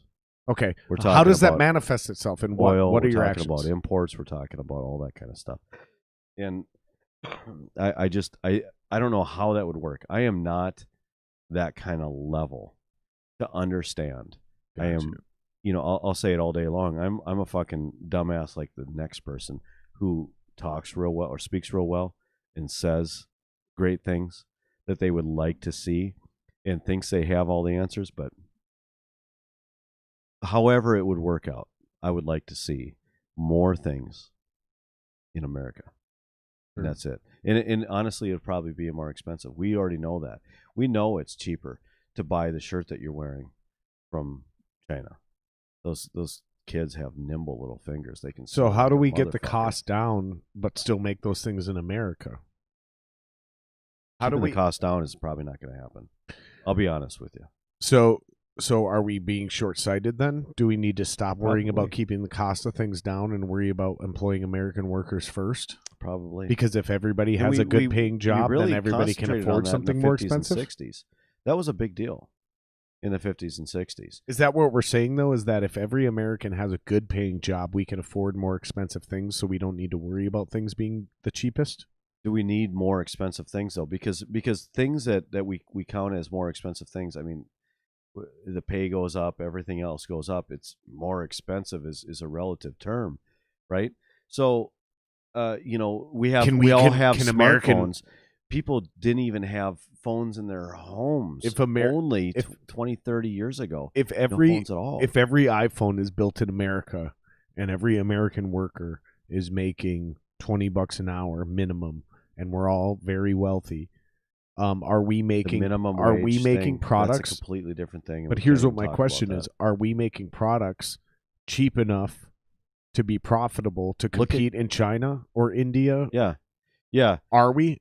Like, can we do that? Can we do all of those? Can we get the best of all the worlds? Well, no, because we have to. We have to fuck those guys up. We have to fuck them up because they are. You got Greta Thunberg and people like that are just all about America. Well, it's because we're the most noticeable, right? We can make the biggest. They're not going after China and India and people who are doing the most pollution. When we're talking about textiles and we're talking about components and the pollution they cause and the human rights issues that they cause, nobody gives a shit about it as long as it's fucking cheap, right? Sure. And we have too many regulations, but it's good that we have some of those regulations that keep those issues from happening here. We're not going to have those type of pollution problems. It's going to drive the price way up. But you also have to look at quality of life. Like, these are two different subjects. We're talking about the quality of life of the poor right now is absolutely amazing. Nobody had the exact same smartphone that a millionaire has. Nobody had access to the same type of car that a millionaire has. It's just 10 years older. You know what I'm saying? Right. So the quality of life of somebody who's poor right now, to be able to contact somebody, to be able to have access to the healthcare or access to groceries, access to all that kind of stuff, is way better now than it was back then. So yes, I mean, it does cause some issues being America first, but our quality of life is so much more ever since we started going to that kind of thing. So let me ask you this, Ben. You're doing the city council thing. When do you see yourself stopping? Do you see yourself going farther, or do you see yourself 2019? You're already done. No, I was, and then one person, her who kind of caused me to have to run because she was so incredibly mean to people that would come up, regular citizens who would come up and want to speak publicly about issues that they saw. Her and actually one other person, they were such assholes. And when I would call them out, and sometimes I would be in the background going, just teasing them because this is a fucking circus. She said, "Why don't you run?" So I did. And I put stupid mustache signs out, like just. Is that one of them? No, but it was the same shape. And, that was my campaign sign, was a mustache. And I ran I should have as busted a clown. out. I should have cleaned off those glasses. I'll bring you a sign. I have those 4 really tall, what are they, fucking 20-ounce mugs with the different beards and mustaches on them. I should have cleaned those up and had those ready for us tonight. Next time. So I ran as a clown for the best circus in town, right? And so this time I was done. I was like, well, I kind of made things a little bit normal. I made people feel welcome to speak publicly. And then people knew that I wasn't going to run again, because Angie didn't want me to. It was a pain in the ass as a family. And so I wasn't going to run again. Well, they took advantage of that, knowing that they could get in if somebody else wasn't running, right? And they were just going to take it over. And there was a sort of a group of 3 or 4 people who planned on just completely taking over the whole 5-seat council. And I was like, nah, I'm going to run again. And so what's stopping you from going further? Yeah. Because I'm not a politician. I think you really have important. to be a politician. But no, this is my point. Is like, this is why George Washington was essentially, literally, quite literally, that's a good almost thing to say, forced to become president. Mm-hmm. Is because that's exactly who I want running. That's a great thing to say. Are the people who are like, dude, I have it another sucks brother, and I don't want it. I have an adopted brother who ran for city council, and I'm not going to say his name, but you could probably figure it out by looking it up. He ducked out when Philip was running for city council here in your one of your city council members. He ran in 2016, and he was doing really great. Did he do the Make Minnesota Great Again campaign? No. He's actually. Do you know who he's I'm actually talking about? left? No. That dude really annoyed me. No. He literally ran a parallel to Trump's campaign for Minnesota. East Indian. He's East Indian. So he is an incredibly intelligent person, not a politician. But you got this guy who checked all the boxes of every single minority type box that you needed in this area to be city council, and he was kicking ass. And then my brother was like, I'll take another run at it, because you can't go against that. If I were going to run for office, you know what I'd run for? But he was a non-politician. If I were going to run for office, I've thought about this multiple times. I almost ran for city council, by the way. Minneapolis City Council. Mm-hmm. I'm telling you, I was this fucking close from doing it. And not plan to win. That's the important part. I didn't plan to win. No. I don't do anything unless I plan to win. Listen, you got to make them feel uncomfortable. And you gotta make them sweat. But that was the plan to win, is understand. The plan to win. You'll win. No, the plan to win. The plan to win is to bring you down to my level, which is nothing, okay? Because I'm nobody. I'm just a citizen. Mm-hmm. So the plan to win, the reason if I ever run, is because of this. I have the ability to take you from way up there, sitting on your ivory tower in Washington, and tear you down and bring you back to this level and show you that you're just another citizen just like me, and expose that fact to the rest of the community.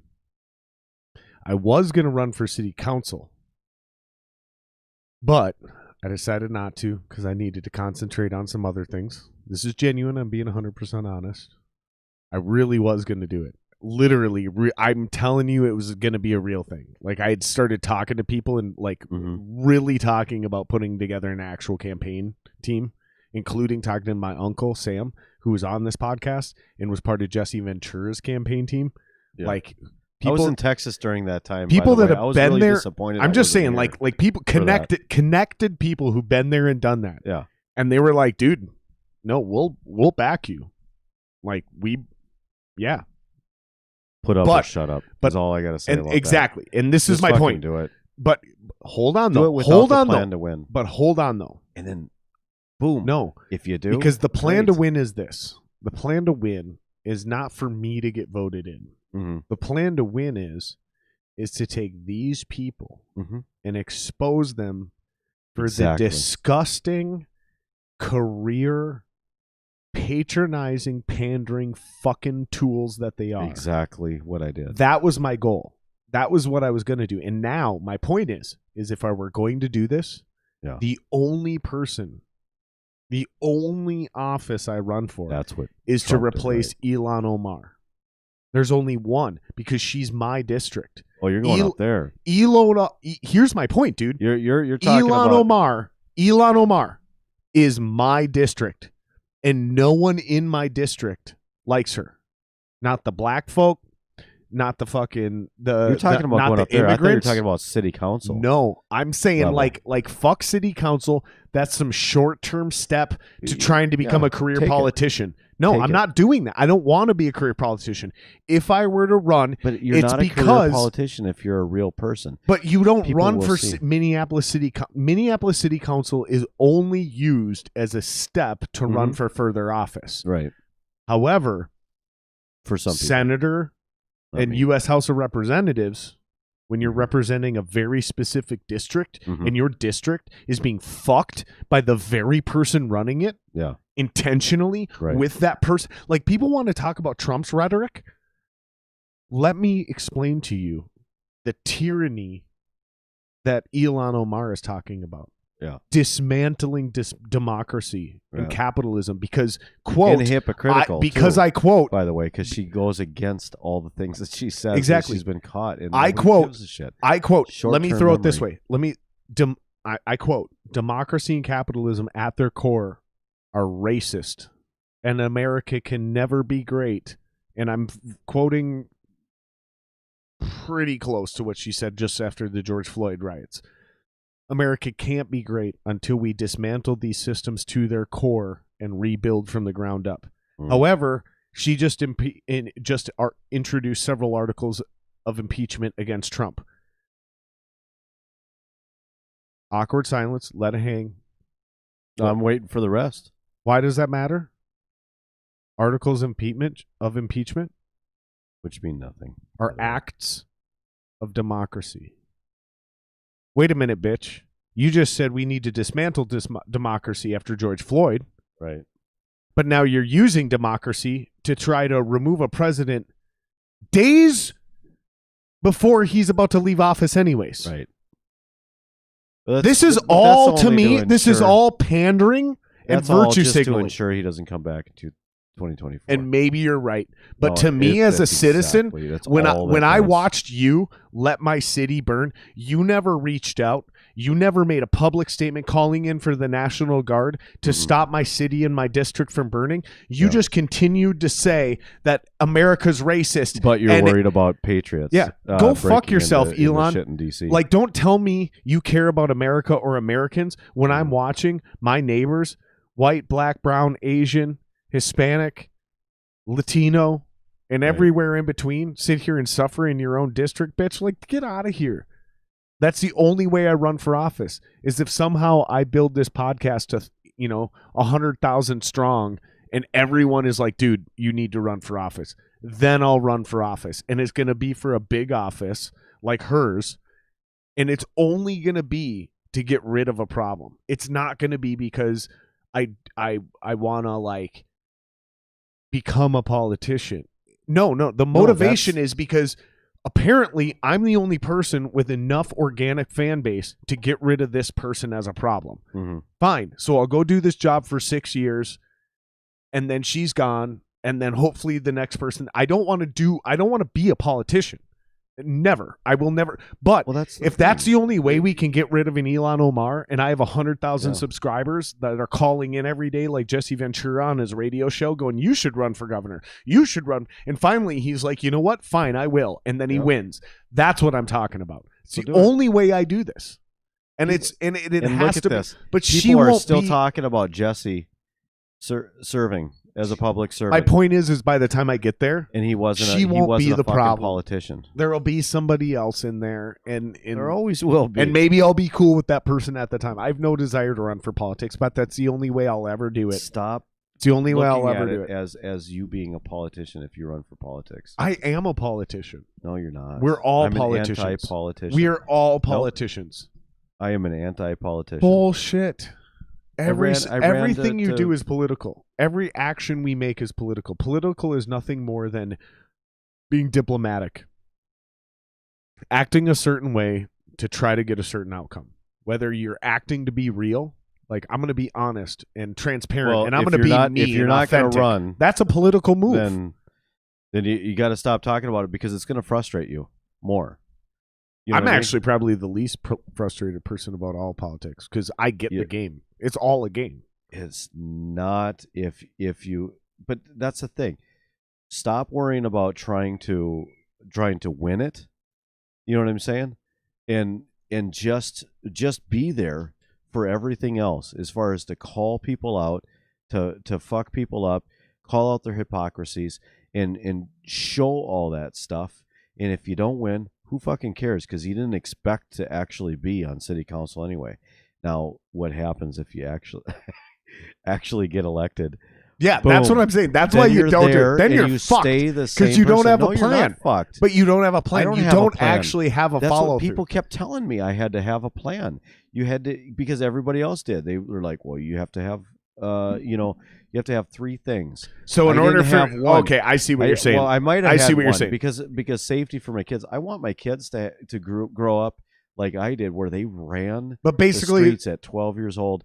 But to be hyperbolic, is what you're kind of saying is what you're kind of saying is, though, people around you were going, "Hey man, if you win, you got to have a plan." And it's like, okay, fine. I have a plan. I'm going to get elected, and then I'm going to take over everything, and I'm going to get this done, and I'm going to get this done, and then I'm going to become governor, and then I'm going to do this, and then I'm going to do this, and this is why you all need to listen to me now. Nope. And I straight up told them I don't have a plan. But that's what they meant. That's what people are looking for, though, normal. right? I want people to be comfortable coming up to city council and talking about the issues that they feel are important, because that's not happening right now. And that was the only plan. It was just, I want one person up there. If I ran, I'd be assassinated.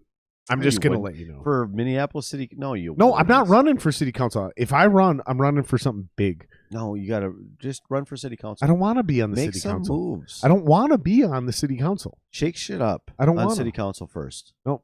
Yeah, get practice. I want to ruin political lives. I don't believe you will. I want to ruin political lives. I don't believe you. I think that's what I'm going to do. I'm going to become a political troll where all I do is join political campaigns. You can do that as deep a diving podcast.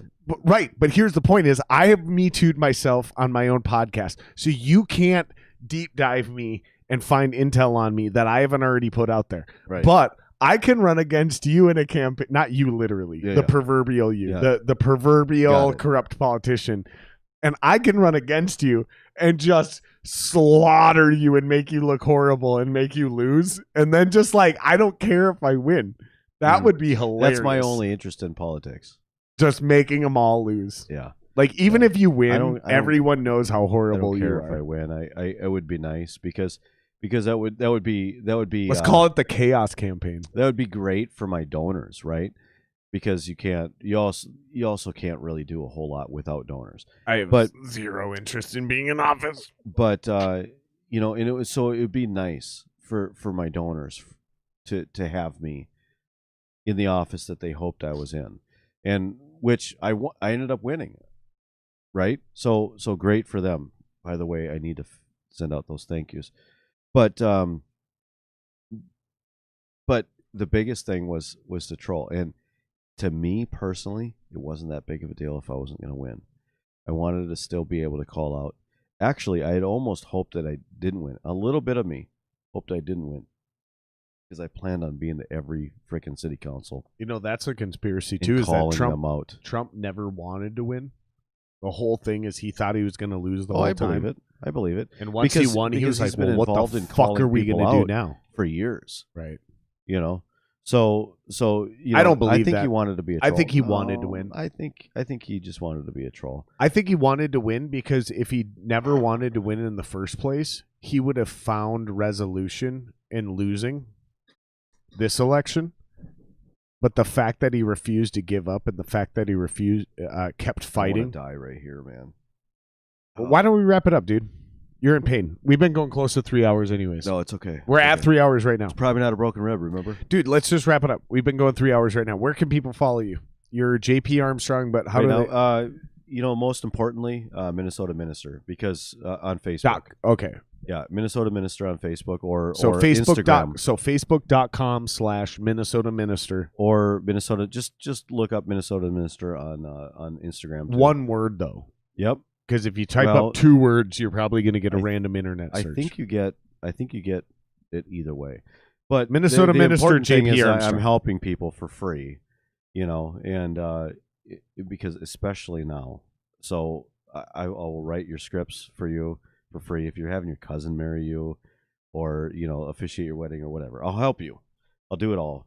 I only ask for a little donation if I show up. The Jared Singer Extravaganza does not endorse marrying your cousin. We do not endorse cousin marriage here. That I don't think was where I was going. I'm pretty sure that's literally what you said, though. No. Your cousin. If you're having your cousin wedding. Oh, that's what you meant. They all caught it. You're the only one. I'm just pretty sure the way you said it. Yeah, you're right. All right, dude. We'll wrap it up. Minnesota Minister JP Armstrong, dude. Thank you so much for doing this, brother. I appreciate this so much. I really appreciate coming back on here. This was a fucking blast, dude. Yeah, it's a lot different than a special, isn't it? Yeah. It's a completely different vibe. Yeah. That's I wish I could have brought my wife-ish on the last one. It wasn't going to happen. I think that would have been the perfect, because she gets all bothered with some of the things I say. That would have okay. But now that we know each other, I think it might work in the future. That would have freaked me out though, because it would have been literally 3 against 1. No, because I don't know because you she or wouldn't her, have been right, like in the microphone. She would have been kind of off to the side. Yeah, and we'll have Kate, because I think she needs to be off to the side too. I need to reference her for things that I think you're full of shit. That's what this green room. Yeah, but she didn't show up. So the green room where all that music equipment is stored, way over there. That's what that spot's for. I have a leather couch and a big screen TV. I'm really bothered. Like I have she all didn't of show that up down here. No, and some days what's going to happen is this feed from this screen. Yeah.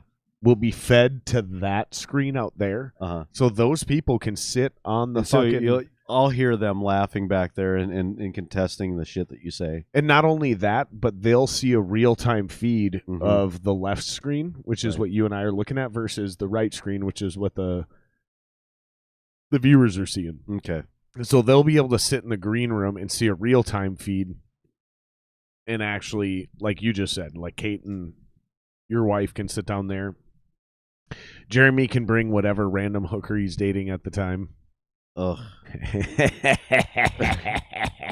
All right, dude. Let's wrap this up, we man. talk about that. Thank you so much for doing this, JP. Let's do this again, man. All right. This was a blast. You Thanks down to do this again? Yeah. All right, guys. Follow JP. Hit that like button like it owes you money.